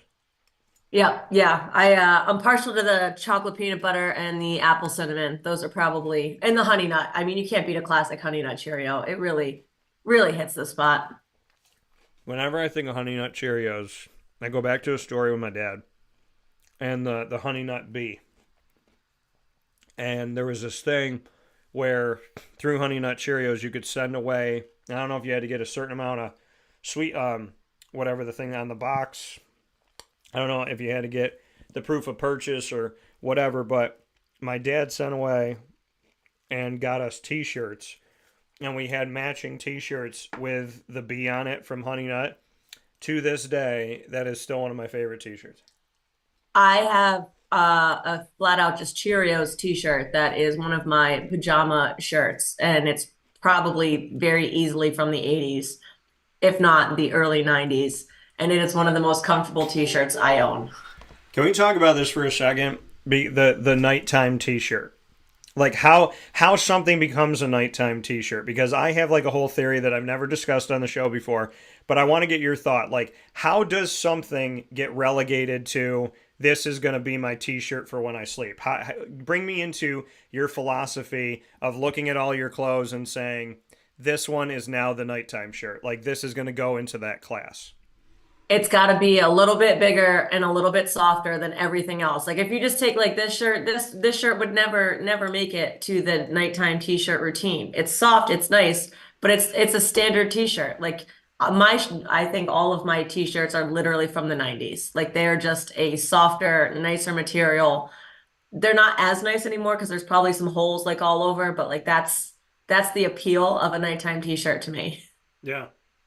And so I'm gonna tell you how it gets here. It's difficult. Sometimes it's accidental, but the nighttime t-shirt for me, and it's funny because when you're dating, you don't think about this at all. Like if somebody's coming hanging out the house and it's nighttime and you want to relax, I'm a t-shirt and like basketball shorts. That's my life. That's what I live in. That's how I go to sleep. So. And I don't think you knew this, but I had a roommate in college. I'll leave him unnamed, but he used to sleep in the nude. and as a freshman. And I remember he looked at me one day and he goes, hey, just so you know, I have nothing on under here. So if you come to like my side of the room, I'm forewarning you. And I was like, what type of weirdo are you that you're doing this in my life? So this is how I got back at him. His girlfriend came to visit. And, he snuck her in, whatever. So she's there in his bed. And while they're talking, I'm slowly but surely just taking off layer by layer. And then I got to the last part. I dropped my shorts on the ground and I said, good night, y'all. I hope I don't have to wake up to go to the bathroom. But, that's a good slow play. I appreciate that. Yeah, I'm the long game. If I'm going to play a joke or I'm going to do a prank or I'm going to do something, I'm gonna literally like a violin. I'm just gonna play that thing out. We're not gonna hit it quick. We're gonna hit it over time. So the nighttime shirt for me, and it's crazy because some of them have been in the wheelhouse for a while. They've been in the rotation, but I have those old. To your point, I have like the old, bigger. Like when I was 14 years old, this thing was like 3 of me, and it's still too big for me. But I had like when you go to those basketball camps and you get the basketball camp T-shirt. So that's in it. None of my Marywood ones are because those shirts were too tight. Like you were talking about, like it didn't have any give If it's to here, it. nope. Yeah, the material was just like too but my shorts, the thing is, so my shorts are different. I got some really cool, like the comfortable, they're kind of like the sweatpants shorts. So I have Grogu, I have Under Armour, the rock one with the bull on it. And so I got like red Spider-Man ones are really comfortable, and it's so subtle. They're just red, but they got like little things on the side that let you know. But the t-shirt thing, because I've been going through this, like, how does a t-shirt make it? And I think it's like when I get to a point of I don't wear this t-shirt enough to justify that I bought it, then it goes into the nighttime house. I think that's a solid play because you need to get some type of return on investment, right? Like you can't just be like, well, so yeah, if there's a shirt that I like that I'm like, yeah, I probably don't wear it enough, that's a reasonable way to graduate it onto some type of rotation. Maybe not so much for the public, but I definitely have I don't know if like guys are the same way, but I have like clothes that I won't wear places, but I'll absolutely wear to the grocery store where it's like, all right, I'm just gonna be that. Okay, I don't wear this wherever, but I still like this shirt and it's comfy, but it's not suitable for like going to work or going to hang out in other classier places. So I've got rotations for like running errands. I have travel pants. So if it's warm, no, because I don't want to sweat through the airport. But when it's cool outside, I have these travel pants. I should have bought more of them, but they're black and white, Under Armour, the Rock. So it's got the bull on it, but they're like sweatpants, but they're also like that slide. They're like that soft. So like sweatpants, but not sweatpants. They look like sweatpants, but they're really soft and like sleek. And then they don't have the sweatpants pockets that everything falls out of. They have zipper pockets. So when you get on the plane, Hodge. you can zip it up and just kind of hang out. Nothing's going to fall out of your pocket. You can take a little nap. And they are my favorite. Like if people see me travel consistently, there's a certain like garb that I wear. I either wear something to support my company or my show. So I do the walking billboard thing because I'm proud of what I do. So I either do that. So it's those pants with either Wake Up Call or Dan Tortora Broadcast Media garb or one of my other shows like Super Powered Pop. Or it's those pants with my upstate stuff that I wear to support Central and Upstate New York in my hometown. So if you see me in the airport, it's probably like now, it's the upstate long sleeve hoodie shirt with the Under Armour zip pants and my Wake Up Call hat. And like and I'm all black. It's like all in black. Because to me, I don't know. I feel like, going off of what you said, I feel like there's like it's like your style, and I've always had my style, but it's one of those things like you feel good in what you're wearing and you feel confident in it. And when I'm walking through the airport and I'm listening to my music and I'm wearing like those clothes, like I'm like, this is me, this is Dan. Like if somebody saw me right now and never saw me again, it's like, this is exactly who I am. And I feel like when you know who you are, your clothes kind of, they represent that. For sure. 100% agree. And that's everybody's, I think, got their travel. I am not one of those people. I am happy for those people who like wear like real clothes into the airport and like, they're going places. Good for them. I love that for them. That's not me. I also have my certain travel sweats. I need like a butt pocket. Like I like putting my phone there because it's easy, accessible, but also I know it's not going to fall out. So I hear you on that. That's I respect that. I like that because I need the zip pocket. You need the butt pocket. And I also like when I'm going through security, I have a system because I know like the things you got to take out. And I'm always preparing for the person behind me that's rushing and insane and rude and doesn't care about anybody else. So I'm like thinking ahead of time. Okay, I wore my sweatshirt. I'm going to take my sweatshirt off. I'm going to put the things in my pocket in my sweatshirt. Then I'm going to roll my sweatshirt up. I'm going to undo my laces halfway through the line so I can pull them right off. So it's boom, boom, nothing in my pockets. Drop that in there, walk through security. Like I have a system in my head now because I'm anticipating these people that are like behind you. And if you take 3 seconds, And I just can't. That person needs to, like, I don't know, get a shot, get some time away, go to a beach, I don't know, have some virtual reality something where they can just like see one of their dreams of being by the ocean. I don't know why people are always in a rush, because time goes by fast.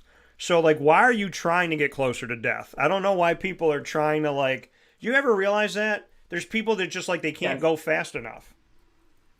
Yes, I get that. See, I'm the opposite. Like I'll rush, like I have a plan, I have everything executed very similarly, but mine is because I want to be so efficient and fast in my movement that like the TSA people who do that all day long are like, wow, that was super efficient. Like I want to like secretly race more so from the competitive standpoint, not because I care about who's ever behind me, but like I just like winning, and I feel like if I go the most efficient anybody has ever seen, then I have won the travel line. Like I have won the security checkpoint.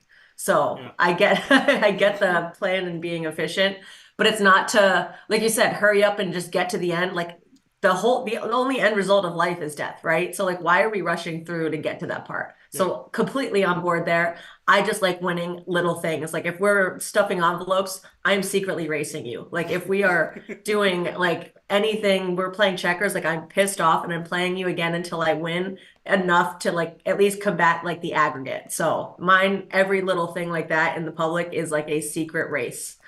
I love what you just said, because I've never openly admitted this, but I'm like, every time I'm on the road, I'm kind of playing a video game. And so, you know, and it's like, and there's parts of me that has to remind myself, this is not Need for Speed. This is not Fast and the Furious. You have to remember that as much as this person's driving like a jerk, because you play out things in your head. In your head, you're like, I push them off the road. I got rid of this issue that of this guy going like 97 miles an hour and weaving all over the place. So, but I mean, when I'm driving, I am doing that. Like if I see somebody that's like trying to cut me off or picking up speed or not letting me in something, I'm secretly playing a game against you of where I'm going to get to where I need to go, and you're not going to prevent me from getting to that place. So I could definitely, and I agree with you. I am secretly, you know, if I'm playing checkers against you, then I need to beat you. And I have an all-time, I think, a very favorable record in checkers. So I'll play anybody, but I play very stupid. I'm like, oh, what is this, checkers? No, I haven't played this in forever. I'll give it a shot. And then I, you know, now that I'm telling all these people around the world of what I do, I'm not going to tell people another thing that I consider myself a silent shark at, but I want to keep that one to myself. But there is that thing when it comes to like playing checkers. I'll go to Cracker Barrel and like I'll sit there and I don't talk trash, because if I talk trash I lose immediately. But I'll sit there and I'll be like smirking, and in my head I'm like, please do that. I'm gonna triple jump this person. So like, I mean, and I want to do acrobatic things on the checker board. Like I want to do things where, and this has happened before, where somebody goes, can you do that? I've never seen anybody do that before. You just, with your king, jumped your own man and then jumped me 3 times and came back. Like, is there a rule to that? Like, is there a thing? And I'm like, hey, kings can jump. You can jump your own man in the series of something you're doing. You can go forward and backward. There's all this stuff. And I love when people challenge me, because then eventually they're just like, you know, they didn't want to lose. And you get that. So, you know, yeah, I like what you said when you're like, if we're licking envelopes, like I'm trying to get to my envelopes faster than I've never admitted that on screen, but I can honestly tell you, Hodge, I am the same way. I think you and I should do like serial combo. We should do something where at some point during the year we're in the same room and we pick the most random of challenges to just see, because I think the facial expressions and the comedy that will come from the fact that playfully I want to win everything, and so do you. I think that would be awesome. Do you now we've talked about relationships before and stuff like that. Do you do competition with your significant other? Do you have like she doesn't know that you're trying to beat her in something? Oh, we were super competitive. I mean, she was also a college basketball player, so we can't, we're different styles of basketball players. So like her style absolutely beats the crap out of mine because I'm slow. Even when I was like a good athlete, I was like slower, and she's just like quicker and smaller. And so I just like can bring her on the post, and like she can't handle that. So it's a bad combo because we're both like, well, no, I'm gonna win. No, you're gonna win. And it's like, well, technically we both win, but we both lose. So like that kind of washes out. But like we'll play like we still play Wordle like every day, and it's like a competition, or like, okay, how did we get it? Who got it fast enough? We play certain games together. You ever play the board game Sequence? I've heard of it. I don't know if I've ever played it. Great board game. Great board game. So that one we play whenever we're hanging out. We'll play that a couple of times, and we'll go until, there's a winner. So it definitely gets competitive in that sense. So I'm going to ask this question, and I'm asking it today as a single person, so I can't get in trouble with whoever I'm dating. So that's a good thing. But I want to ask this question. When somebody wins an argument or wins a basketball game or wins Scrabble, do you still lose? Because when you win and your partner loses, I mean, I guess it depends on what relationship you're in and what type of person you're dealing with, but there's the notion of, if I win, I still lost. Is there truth to that, or is there not? I think it kind of has to do with who you're dating, right? Because like, Absolutely. I think, and it also has to like, you have to pick your points on when you're gonna like gloat about it. Like you can't, that's where you get into trouble. Like if you pick the wrong point, like we call it like plighting, like play fighting. Like, okay, there's certain points where you're allowed to do that and like gloat a little bit. yeah. But if it was like a heated competition and like you go to make the jab, that's where you're like, you know what? I think we both lost here. Well, and that's. I mean, but again, I think, like you said, it's who you're with, because there were certain people that, when I would date and I would win a game, she would just like, it wouldn't be like, all right, babe, you won fair and square, kiss, and let's go watch a movie. It was like, whatever, I suck. And then silence, and I'm like, dude, come on now. Like, I like the playful competition, and I've said this a million times. Again, I don't think I've ever said it on the air, but I've said it all the time in my life. I was like, I played basketball my whole life. I want to be with a woman who doesn't watch me play on the court. I want to be with a woman that's like, I'm going to post you up right now. Like, I'm going to say, like, we're going to play a game. Like, I've never dated somebody that's like, I'm going to bring you on the court. And we're going to, like, I have to beg a girl I'm dating to play horse with me. And then when she gets HOR, she's like, I suck, you're good. Can we go do something else now? And I'm like, no, man, we got to finish. So, but I've literally said that to myself over and over. I'm like, man, I was like, if I had a girl who was like, if I'm like, hey, you want to play basketball today? And she'd be like, play basketball? You mean you want me to beat you? I'd be like, man, that's so sexy. You know what I mean? Like, that's awesome. Yeah. So when you're talking about you with your partner posting up and stuff, I'm like, that's fun. Like, that to me, because I play basketball by myself. When I'm dating someone, I'm on a court alone. When I'm single, I'm on a court alone. Because, like, I've never dated anybody that's like, yeah, let's go play. I date people that you hand them a basketball and they're like, what is this? And I'm like, this is going to be a very short relationship. Yeah. No, it's absolutely, I think it can go two ways, like double-edged sword. Like sometimes, like you get it in the sports world, like if people don't understand what we're doing or the time or the whatever it is, it's sometimes nice to have somebody who has no idea what's going on, because then they can kind of lighten it up for you when you need that. Yeah. But then the other times they have to at least understand the basics of it, because otherwise, like, yeah, like that basketball is fun. Like going out and being competitive is fun. And if you have someone that's not fun for, or doesn't understand, the difference between like good, like legit competition that you can have fun about, or like the play competition where then it's pointless. Like, and I mean, you and I are similar with how we grew up and how sports like played into everything. Like I judge people how they play sports. Like I used to play like in rec leagues and all of that other stuff. And yeah, it doesn't mean that like you have to be the best, but like how you go about it, like, can you have like a good banter going back and forth and not take it to that line? Or like everybody's played with the one person who's like the worst kind of like gym class hero or whatever. It's like, you got to know the line. You play pickup basketball, you should be able to play pickup with anybody. Like you should be able to walk on a court and like, it's just fun because everybody knows like the unwritten rules and how to play and go about that. But if you have like somebody like you bring your partner, you bring your girlfriend, whatever, if they don't get that, like you're missing a little something out. Like that's something I'm on the same page with you as. Yeah, I mean, like, and the thing is, like, I'll talk trash, but funny talk trash. Like, if you and I were playing on the court right now, we're doing a serial combo thing and we're filming it, and you're coming down and you're dribbling. I get down in my defensive stance. I'm like, I'm about to embarrass myself right now. I'm gonna tell you right now, I'm gonna do something stupid. Don't cross me over. Don't make me look bad on my show. Like, I'll be saying things to you, but I'll be like messing, trying to get you to laugh.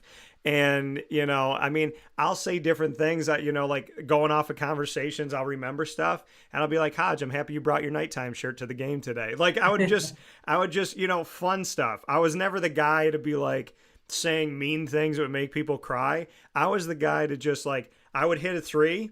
And like, if I didn't think, cause when it leaves your hand, most of the time, if you're a shooter and you've played for a long time, okay, this is probably going in. It's not going in. But there's times where I launched it and I was almost by half court and it went in and I turned around and I just did this, and it's like, I mean, like I have fun with that. I was like, they're like, cause the whole crowd went, no, okay. And I was just like, and I just remember, and I turned and looked at them like I knew it was supposed to go in. So, I mean, you have fun, but to me, it's like, that's what I love. And I love that we're talking about this today because it's like, I have such a passion for, you can call it a celebrity basketball game or whatever it is, but just like getting people together, right? Just having people on a court. Like I'm sitting here talking to you about this, and in my head, I'm now saying to myself, I have to go play on a court with Hodge. We never did that. I was broadcasting. She was playing. Now we have to do this. I don't care if I lose. I want to have fun. But secretly, I want to beat you, Hodge.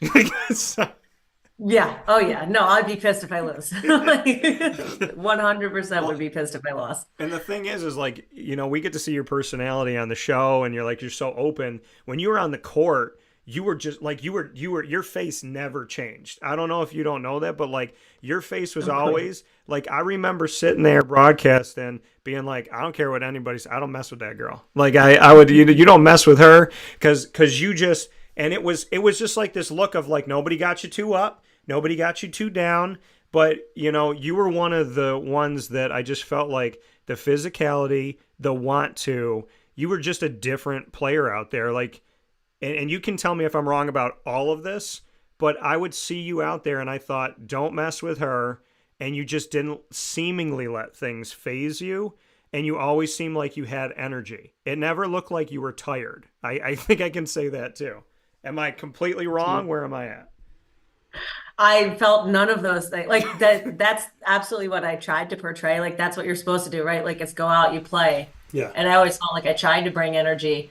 But I probably was not the kindest person in my head to myself, like in terms of like making mistakes or, feeling like I had more control over things than I probably did. Like if I could go back and change something about like all of my athlete days, I wish I had understood that how I talk to myself in my head is so much more important than I, actually did. And so a lot of the times that my trying to go hard and playing hard was to try to like make up for those mistakes and thinking that I was terrible or thinking that I was not good enough, to where like I think I could have been better if I maybe had that confidence in myself. So I tried to portray that I had it, but like in my head, it was mostly doing it like in spite of it. But yeah, I tried to be like, nope, I can control energy. I can control diving on the floor. Like I can control, defense, going for steals and going for loose balls and all that good stuff. So absolutely, like in terms of what you saw was what I was trying to portray. I just wish I believed it all of the time. Don't we all? Didn't that just hit home there? We have a ton of comments that have come in, and they came in from the beginning of the show. They came in from the annoying moment of the week. It was like, we want you guys to talk about this an hour from now. The first question we got was, can you guys give me your top 5 defunct cereals that are no longer made? I was a cereal eater as a child, and oh boy, was there a lot of them. Saturday morning cartoons and a couple of bowls of character-based sugary goodness. So they want to know from us, what are our favorite cereals that don't exist anymore? Number one, and it's not even a question, is Oreo O's. They bring them back every now and then, but you put that in some milk and it is incredible. Like they're better than regular Oreos. Like I literally every time I'm in the grocery store, I do a scan. I need to see if people have it. Yeah. That's number one, hands down. Give that to me every single time. Mine, without question, is a cereal that you never knew what you're going to get. Different flavors, different colors, all behind the same veil. Hidden Treasures. I remember that. Cereal, it just, one day, it just disappeared. And if I had known, I would have stocked up like crazy on that cereal. But I have one that's right with it, and it's not a cereal. It was an oatmeal. But they had this oatmeal that, I guess it was made for kids, but like anybody could have it. And it was oatmeal swirl. And you would get the oatmeal, and you'd get the packets, and you would swirl these different colors in your oatmeal. And I'm not kidding. We would get like the newspaper on a Sunday, and we'd have all these ads, and there would be coupons every once in a while. After they cancel oatmeal swirl, there'd be a coupon for it. So my mom and I would rush to the grocery store, and it wasn't there. And we'd rush to the grocery store, and it wasn't there. And so there was always this like false hope that it was going to be there. And then they're like, oh, well, we just ran out, or we had some yesterday, or whatever it may be. So there's a part of me at 38 years old that's still chasing oatmeal swirl somewhere in a store, just like I chase Dunkaroos when I go to New Jersey and other parts of the country that have Dunkaroos, because New York decided to stop making them in certain parts of New York. So, or listen, I got Dunkaroos. I can send you some. I'm going to be very upfront with you. They're not as good as they were. They changed some type of like the icing recipe. It's not nearly as good as they were, but I will still send you them because they still taste like nostalgia, you know? Yeah, I mean, I have one package of Dunkaroos left from a box that I bought when I was traveling, and I won't eat it because when I eat it, then they're gone. So like, it's like I've rationed it off to myself to say, so, you know, when you actually send me the Dunkaroos, then that one can be eaten, knowing that there's a future in my Dunkaroo life. Now, oh yeah. Now let's see what we got here. And so, Greg also the oatmeal swirl things. Yes. The second you said that there was a discontinued oatmeal, I knew what it was going to be because we used to eat that and I loved it because it was like the different, like almost like a jelly, but it was not jelly. It was way better. It was incredible. So yes, I need those. If they ever existed again, I need those. It was like, my mom will tell you that it was like, if she picked 5 things in my childhood that were memorable outside of like the people in my life, she would tell you oatmeal swirl is one of the things. Like, she always got her baby. Like, she'd come home and I'd have oatmeal swirl. And then, I mean, the older I got, and I remember sometimes, like, they're like, oatmeal swirl is for children. And I was like, oatmeal swirl is for people that have dreams, imagination, and positivity. How dare you? So, but we got other comments here. What happens if and when Lemoyne women's basketball wins the NEC? I was talking about this earlier. If Lemoyne wins the NEC outright, then, I mean, they go into the NEC tournament, but due to the 4-year reclassification ban that the NCAA has, they can't go to the NCAA tournament.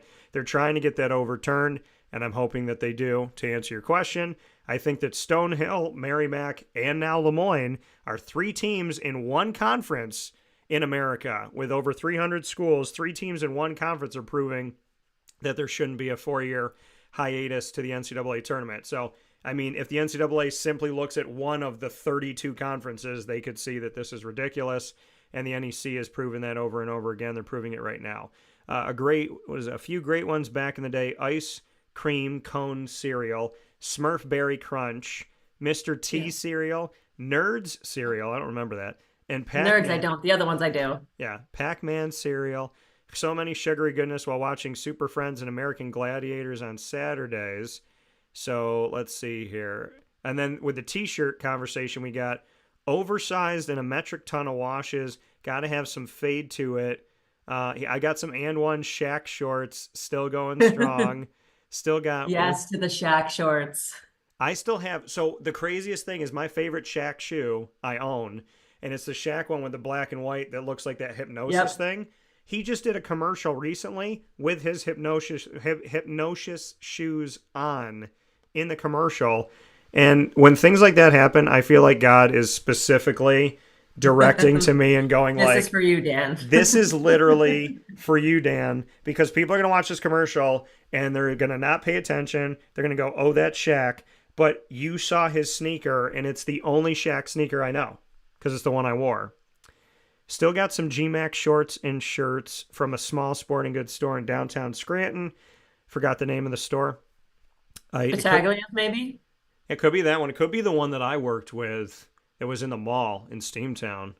Oh, yeah, there was a couple up there. Yeah, there's a few up there. So we have playing Frogger, like envelopes is a Seinfeld reference, and Dunkaroos made a change to their product. You know, and the thing is, when and you know what? I agree, because there's something to it that's like it hits the roof of your throat, and you're like, what is this weird chalky? More glossy. Yeah. You're like, what is this? Right. Because they used to have chocolate and they had vanilla, and I always liked the vanilla. And the vanilla one with the confetti set with the sprinkles, so good. But now it's different. Now I eat it, and you're right. Because I'm eating it pretending that it's as good as it used to be, but it's not. Another time they pulled the switcheroo on us, and I called BS, and I ended up being right. And I couldn't prove I was right until last December 2022. My dad and I were in Orlando, and we went into the gift shop where we were staying, and they had a Skittles bag. And the Skittles bag had this arrow to the green, and it said, lime is back, original flavor. And I looked at my dad and I go, see, this government conspiracy, when they told us all, when the government and the media and Hollywood, when everybody told us that green was always green apple, and I said, green was lime from day zero, and they put on that bag original flavor. I told my dad, not only am I going to buy these, I think I should keep the wrapper for the next time they try to pretend and they get rid of lime and they tell us it's green apple again. Yep. Always lime. Yep. Hands down. And now, okay, so if it's like, let's go to Sour Patch Kids, right? Because there's blue raspberry. Do you eat Sour Patch Kids or no? I do. It's been a while, but I know the colors. I wouldn't be able to tell you exactly what they are, but I'm pretty sure that that's lime too, right? From the green? Yeah, so I want you to rank your Sour Patch Kids. Orange, lemon, strawberry, lime, and blue raspberry. See, the green one is I always love anything lime or green apple, so it's always that one. I normally don't, but like the orange one, it hits. Okay. The blue ones last for me in terms of like the actual, normally blue raspberry is better, but like with the Sour Patch Kid, it's just not as good. So I think it's like green, orange, red, yellow, blue. Okay. But also, if we're going fully, like, give me the watermelons all day, every day. Hodge, I've the told Sour you. Patch, like they're like the little shape, like the little watermelons. Yeah. Like the Jolly Rancher too. I'm going to tell you something. I think I've said this to you before, and you and I have had a friendship for, I don't even know how many years it's been, Hodge. How many years have we known each other? Yeah, probably close, because I've been coaching for 15, so that puts us at Marywood, Okay. 2 years, 3 years before that. So almost 20 years that we've had a friendship. And I'm going to tell you this, and I mean this with my whole heart. I think you're my spirit animal. Because you said everything lime, it's got to be lime.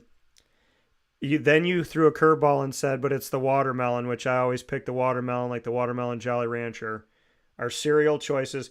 Like, we align so much that I feel it's got to be. You got to be my spirit. I don't know you realize that? Like, do you realize when we talk and we have conversations that we don't have like 4 things in common that most people have in common? When people are like, I like shoes. Oh my God, so do I.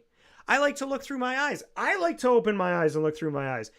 Ours are like wildly specific. Oddly specific, yeah. They're oddly specific flavor. And when we change topics, it's the same in that topic. And then we go to something from Sour Patch Kids to like a movie, and then we hit exactly on that. So I don't know what it is, Hodge, but it's like looking in a mirror. Yeah. It's all oddly specific. It's awesome. Because like you said, it's not like we didn't have a talk before this. You texted me, last night, like, hey, here's the time. And it's like, okay, cool. Here. I know nothing going into it. So it's awesome when it lines up that way. But it's so crazy. So I want to test my theory now. So let's go to movies. Okay? We're going to go to movies. Do you like horror movies? If you do, what are the scariest ones?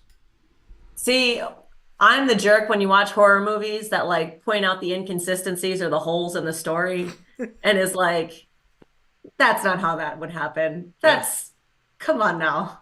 So the ones that I do like the first Saw movie, the first one, right? The ones that are so psychotic that they could be true.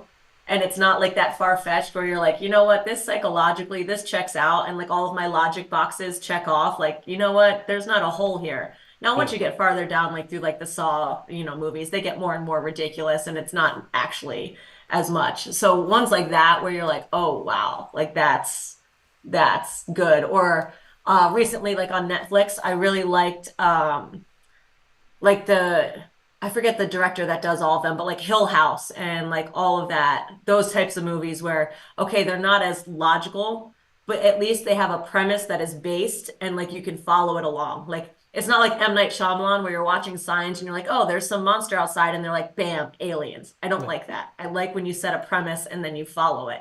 Yeah. No, so I'm going to tell you, we should do this thing where like we should write it down before the other person says it, and then like just hold it up. I'm not a scary movie guy. In order for me to get through a scary movie, I have to find something wrong with it to prove that it's not real. Which is what you just said. Mine's to make fun of it, but yeah, same idea. Yeah, mine is like, no, in order for me to sleep at night, I have to be like, that couldn't, like when she came through that doorway, the door was green and now it's yellow. Ooh, director's mistake. You know what I mean? I got to find something wrong with it. But I will tell you this. First thing that came out of your mouth when you talked about movies, bam, Saw. I don't like scary movies. I love the Saw franchise. I like the first 3 or first 4 because after that, you don't make a franchise with a villain and kill the villain in the 3rd movie and then kill his apprentice right after and then make 10 more movies when everybody's dead. It's stupid. Saw in the first 3 was going somewhere, and then they made a terrible decision, and since then, it's never going to be the same. And by the way, Jigsaw created these traps to teach people a lesson on how to value their life and made them specific to the sins they were committing. But he always gave them a way out. Have you not realized that ever since he died, all of the Saw movies, they give you a ridiculous amount of time. They'll strap something to your face that's going to take 10 minutes to pull off after you're done freaking out, and they give you 27 seconds to do it. So they're literally, I'm like, just kill the people. I mean, in the movie, just right. That's more torture than game. Yeah, it's like there's no game to Saw anymore. It's unrealistic time. It's unrealistic traps. They're set up to fail, and I don't think that anybody in the last 5 movies could beat one of them. So to me, it stopped being Saw after the 3rd movie, arguably. Yeah, it got off the rails a little bit, but that's why you like it. We're like, oh shoot, like could you dig down and like do that if that were a real life thing, So, yeah. But I love those. Some of my friends in college, like we would just, one of my field hockey teammates, like we would go and watch them. One of my basketball teammates, like we would watch it. Like that was something that we're like, oh, cool. Like, cause that was when it was coming out when we were in, I remember sitting in, I think I was in like Pep Hall when I first watched the first one with a bunch of my friends, and I was just like, oh crap, that is a mind bend, So when I was at Marywood? I was at Marywood. I think I was at Marywood. And because I know I lived in Dunmore after. But during my time at Marywood, they did a Saw marathon for like the 4th one. And I went to Cinemark for hours and I watched 1 through 4. The theater was packed. And like, I mean, you're yawning. I caught a second wind and was like wide awake toward the end. But like I did the movie marathon of Saw at Cinemark, and I think it was the first 4. And I was just like, That was so nuts. And just to like be in that room and to be thinking to yourself, man, is it normal that I'm watching these movies? And then look around and there's 600 people that have now spent their entire day also watching these movies. And then I start playing the stuff in the back of my head. I'm like, you should never give people ideas. And now I feel like there's going to be people rummaging around like, you know, these big trash piles trying to find ways to make traps and stuff. And then I'm thinking in my head, like, I like the movie because it's a movie, but I don't want to give someone ideas to go to like a junkyard today who's like a psychopath and find a bear trap and be like, I want to put that on someone's face. Like, I've always thought about that. I'm like, please don't be some guy in Iowa that's like, yeah, I saw the movies and it inspired me. Like, that was my concern.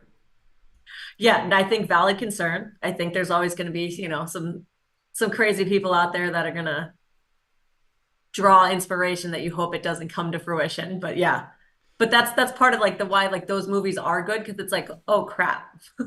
Yeah, like, you know, because it's like someone. And I remember like every time I watched the movie, whoever I was with, I would look to them and I would go, somebody could do this.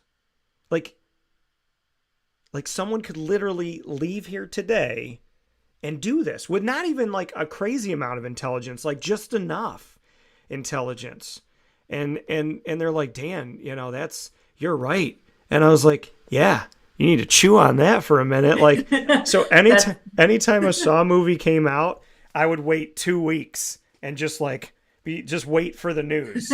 Like within that first 2-3 week period, I'm like, okay, nothing happened. All right, we can go on to the next one. But so we've talked about a bunch of stuff today. Cereal combo, I love it. We got into a bunch of thoughts from people here. Appreciate all your thoughts. Greg says he likes the cherry Jolly Rancher. Greg, I don't like anything cherry. Same. No, thank you. I don't. I like cherry. Well, overrated. I like cherry Coke. But I do not I like vanilla cherry Coke, but I don't like cherry because it reminds me of medicine and Robitussin and like where was the watermelon Robitussin when we were children? Did you ever have amoxicillin? I'm glad they didn't. It would have ruined it for us. Oh yeah, but like amoxicillin, when I had ear infections, great. Oh my gosh, they give me the liquid amoxicillin. It was pink and it tasted like bubble gum. Yeah, it was a mountain of strawberries. Like I could not. I remember going to the doctor and I had an ear infection, and after a while of getting them, because I'd get them all the time, after a while of getting them, I walked in there and the doctor goes, I'm going to give you some. And I'm like, say it. And he's like, amoxicillin. And I'm like, yeah. So I could not. I was like, Ma, can we go get it now? I could not wait to take it. I don't know if it works on me anymore because I've had it 700 times. But, you know, it's that also reminded me of the movie. Did you ever see the TV show Dinosaurs? Oh, yeah. Okay. So fantastic show. People should go watch it. And I do this all the time. And nobody knows, of course you would know, Hodge, because we're the same person in a different body. But when I say this thing to somebody and they don't get it, and I'll say it out of nowhere, it'll be connected to what we're doing, but they'll be like, oh man, you know, they got to get rid of that person. I don't like that person in office. I don't want them representing my state. And I look at them and I was like, say it. And they're like, say what? I'm like, we're going to need another Timmy. And they don't get it. I got the toy of the baby. The one that's probably, God knows how much it's worth now. Yeah, not the mama. But I mean, and by the way, I made this parallel and I want to know if this makes sense to you. Earl Sinclair from Dinosaurs was Carl Winslow in Family Matters. 100%. I've never heard the analogy, but how is it not? How is it not? How do you not love both of them? Like, they're both wonderful. Yeah, they're the same. They came through the door the same way. They had the same personality. It's like, you know. They both wore a nice button up. Yeah, they always were dressed nicely. And I just remember, I mean, like, just all those moments that people don't get if they didn't get the show. Where, like, the baby's sitting there and he's like, Uncle Roy, and he's asking him all these questions, and he's telling him the stuff, and he's like, you know, like, why are pterodactyls? Why are this? Why is that? And then he's like, Uncle Roy, and he's like, yeah, Pally, and he's like, why are your arms so small? And he goes, and it's like there was so many moments like that. Like, who thought in their brain we're gonna make a TV show about dinosaurs, and it's going to be a sitcom, and we're going to put it on TGIF. By the way, the last episode of Dinosaurs is tragic. It is the most... They're all done. It's like, we're going to die, and then they're talking about it, and then it's like, is there a chance we're going to make it? And then they're like, no. And then it gets cold, and then it ends looking at a cold window, knowing that the entire family that you watch for years is going to freeze to death. Literal extinction. And then the show ends, and I'm like, who did this to us? This is a sitcom. That's all of our childhood. Like, you see all like the different memes and like videos and different stuff of like, okay, why are like millennials like the way that they are? And it's like, we had the land before time. Like, that was traumatic. We had the Lion King. That was traumatic. Like, all of it. Like, we just had the dinosaur. Like, that was traumatic. We just got all of this crap early on. And that's why we're like, you know what? I'm going to eat swirl oatmeal in my 30s because it brings me joy. Because I missed that every other Saturday morning when something tragic happened. Yeah, I'm going to Tarantino this thing, and I'm going to watch all the episodes of Dinosaurs, but not the last one, like I just did a few months ago. Like, why did I do... I don't think my parents let me watch the last episode because I was sitting there watching it going, oh, this has got to turn a corner.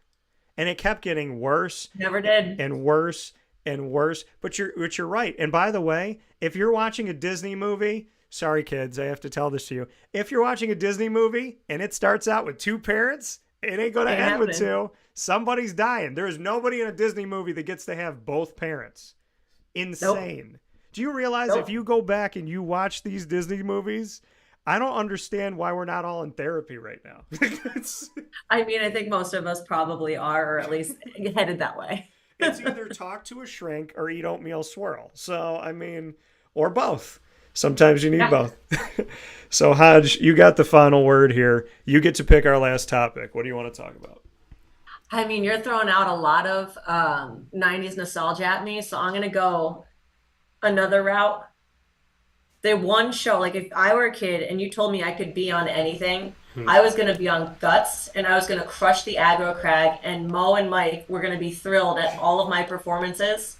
Because, like, we all grew up, like you said it earlier, one of your commenters said it about, like, watching American Gladiators. Like, that was huge. So when they had, like, Guts, which was basically, like, American Gladiators for kids without, like, having to battle another human, it was, like, all these games. Yeah. It was insane. Like, we would be locked in being like, oh, I could crush that kneeboard thing. Like, how are you not going hand over hand? Like, just lean back and just go. Like, the amount of critique, that's where I think, I don't know if that's where, like, my coaching and my athleticism, like, bug got like hyper level, like kicked up, but I was going to crush the aggro crag. I was going to put together that silver monkey shrine from Legends of the Hidden Temple. Yes. It was 3 pieces. How could people not put 3 pieces together? So clearly I still handle it well. I'm just like, what are these people doing? How do you not pay attention to what's going on? So I think that's where my coaching was like, you guys, you got to be better. Just be better. It's 3 pieces. Put it together. Get to the top of the aggro crag, slap the button, get through the fog. It's not that serious. It is a carved out path. You're not climbing an actual mountain. Yeah. No, I Legends of the Hidden Temple. I mean, how many times did somebody like go into some small, like little like crevice area and then just sit there? And I'm like, what, do we take a break? Are we having a tuna sandwich? Like what? I mean, I remember watching Legends of the Hidden Temple being like every time I was like, man, I want to do this. I want to be a part of this. I got this, like make it happen. I'm going to be in it. By the way, if we're going to keep with all this stuff, I definitely, and this is the cool thing, I got to interview them and I got to talk to them, the part of the cast of Boy Meets World. So, that's incredible. That was my favorite show growing up. Yeah, me too. Talking about TGI Friday, like TGIF. Yeah, of course it is. I'm just gonna write it down, and I know that it's yours. So I'm watching Boy Meets World growing up. Love the show. Wanted to meet my wife in a sandbox and get married at just like have it all planned out at 4. So Topanga, my first crush. Beyond, and Will Friedle was like the comedic side of me, Ben Savage, the romantic side of me. So I get to meet all 3 of them and I get to talk with them. If I could jump into any world, I would want to be in Boy Meets World. because there was like parallels that I would look for in my life. I'm like, I would look at dating. I have a Feeney. I literally just had lunch with him a couple days ago. He's in my phone as Feeney D. He's Tom DeSantis. He was my principal growing up. Then he moved on from elementary school to a high school. I wanted to go to that high school. My dad wouldn't let me. And if I did, then he would have been with me all the way through. We still are friends to this day. I call him my Feeney. I told him the story. So when I met Will Friedle, who played Eric, when I met him, I was like, people were like, do the Feeney call, do the Feeney. And he wasn't doing it. And then him and I are talking. And I said, I have a Feeney. And he was like, intrigued. We were going back and forth. I said, Tom DeSantis, my principal growing up, I said, he's my Feeney. And I said, I watch Mr. Feeney on your show, and I actually have one. And we were talking about it. He goes, see? He goes, you get it. And then he went, Fee-he-he-ne. And I was just, and he did it for me because, like, we got it. We ended up talking, having a conversation. We took a picture together, put his arm around me. He was talking to me about my sneakers. And it was so cool because he was like, man, he's like, those are some cool sneakers. He's like, people probably say stuff to you. And I go, yeah. I said, they asked me if they're the Hyper Dunks. I tell them they're my Flash sneakers because they're red and yellow. And I said, when I look at them, I just go, and like, that's something he did on the show. And he was like, and it was so genuine and really awesome. And Danielle Fishel, for like her being my first crush ever, besides Jessica Rabbit, but Danielle Fishel being my first crush, when I met her, she was the sweetest, kindest. Like, I'm sitting here like, I don't want to take up your time. You got a long line. And there's a bunch. See, there's like me who's like, I had a crush on her. I thought she was great, but I'm not creepy. Then there's people with like T-shirts of her face. You should never meet someone with a T-shirt of their face when you're meeting them. And, that's why most of my ex-girlfriends didn't work out, because they always had a picture of me on their chest. But if only it were that easy. And no, but when I met her, she was talking to me and she's like, I was like, I'm from Syracuse. She's like, I went up to Buffalo. She's telling me of this memory with her mom when Princess Diana died and what they did in Buffalo and how they experienced it. She was like, do you want to take a picture? I was like, yeah. And she's like, well, give me your phone. I'll do it. She did it herself. I'm standing with my arm around her. I'm literally there, arm around her, taking a picture like this. She's still talking to me. And I was like, she's such a sweet person. I'm not going to talk about the other one of those three that I met because he wasn't that nice. And I hope that maybe that's changed. I hope he's nicer. But, obviously they should have recast and put me in the show. But, that show was such a big part of my life. And I would jump into that world at any time. I would tell you I'd jump into the dinosaur world, but not with the way that the show ended. Nope. So remember last week when I asked you, like, what show would you...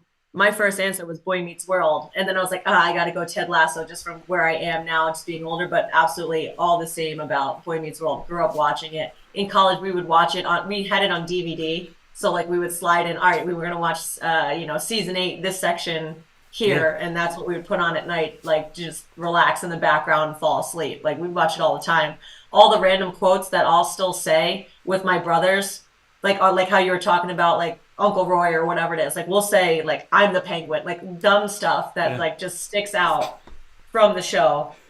My friends now, like we'll see something pop up like on the internet from college and we'll still send it like they want you to take the roles, like every time they want you to take the roles, like I love it every time. It never fails like that. I'm with you on the parallels and the watching it and just being like they're tackling real stuff that made sense when we were that age, because we were that age going through it as they were going through it. So it was easily my favorite show. If you give me one show to rewatch all of the time and I can watch nothing else, it's probably that.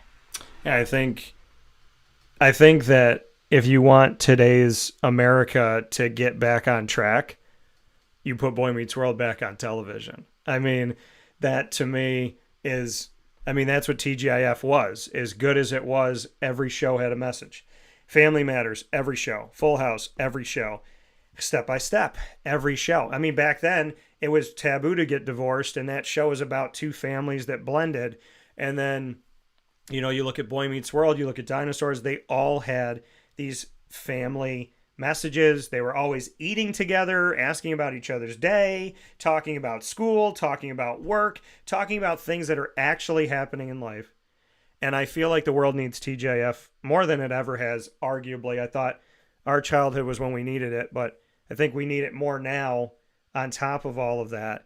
But they want you to take, like, I go to Texas Roadhouse, and I always do this.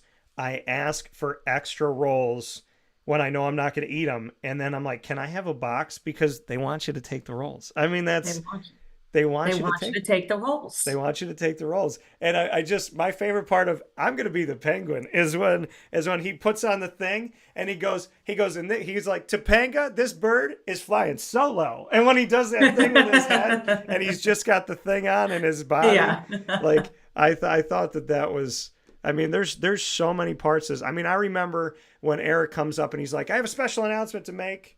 And he's at the college at Pembroke, and he stands up on the thing and he's like, he takes his hair off and he's got a shorter haircut, and he gets down and was it Rachel says to him, she goes, what are you going to do when it grows back? And he goes, it's not going to grow back. I got the receipt.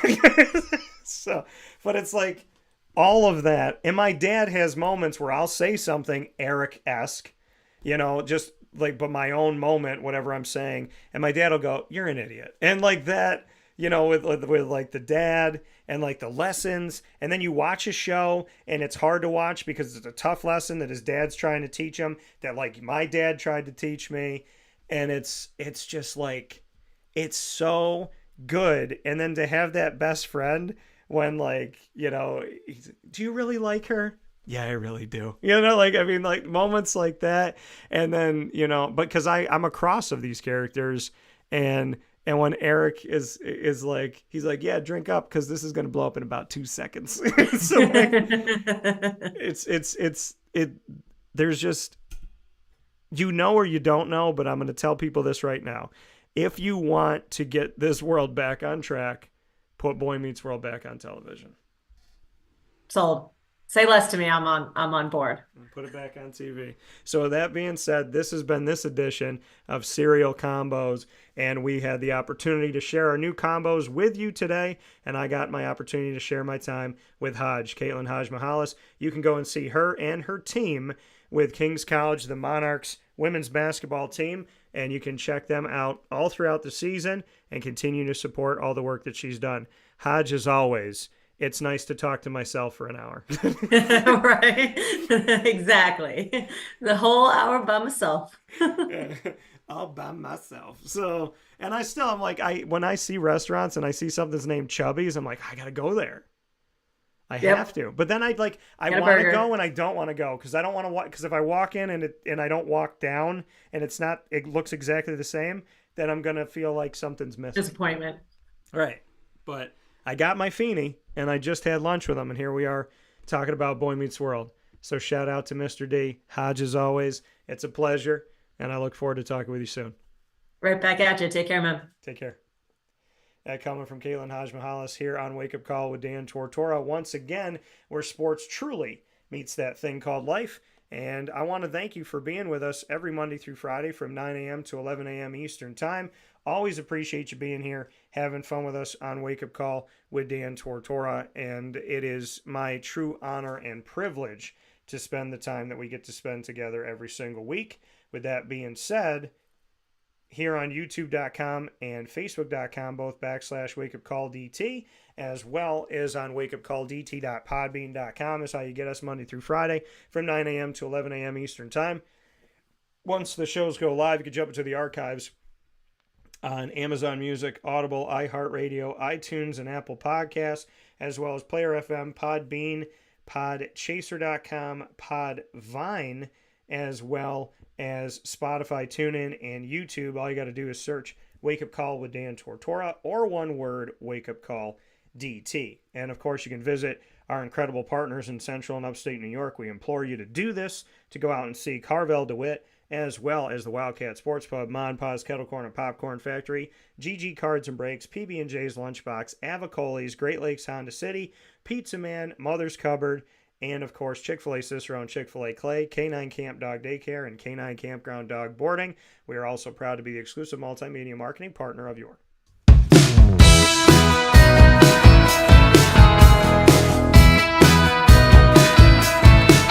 Lemoyne College Dolphins, it's Fins Up every single month on Wake Up Call with Dan Tortora. Catch your Dolphins with us Wednesdays at 9 a.m. Eastern Time during Dolphin Time. And, of course, you can see the playback of our specials with the Dolphins by subscribing to youtube.com/wakeupcalldt, hitting the notification bell, and checking out our Lemoyne playlist. AD&DT comes to you the first and third Wednesday of each month, the second and fourth Wednesday at 9 a.m. Eastern Time. You'll find the Dolphin Dive, diving into stories of student-athletes, coaches, administration, future Dolphins, and alumni. We underpromise and overdeliver, as you got AD&DT and Dolphin Dive this week multiple times for the Dolphin Dive. So make sure you go and check those out. You can find the Dolphins in our articles on wakeupcalldt.com, including our two new exclusive articles about Lemoyne looking to add a golf simulator, as well as Lemoyne reimagining their event and recreation center with a $40 million capital campaign project they're hoping to start in the summer of 2025. Those exclusive stories are available only through Wake Up Call, and you can watch our video about it on youtube.com/wakeupcalldt, and you can read the articles on wakeupcalldt.com. You can find the Dolphins under the exclusive partners tab on wakeupcalldt.com, and for more information, go to LeMoyneDolphins.com. As always, Fins Up.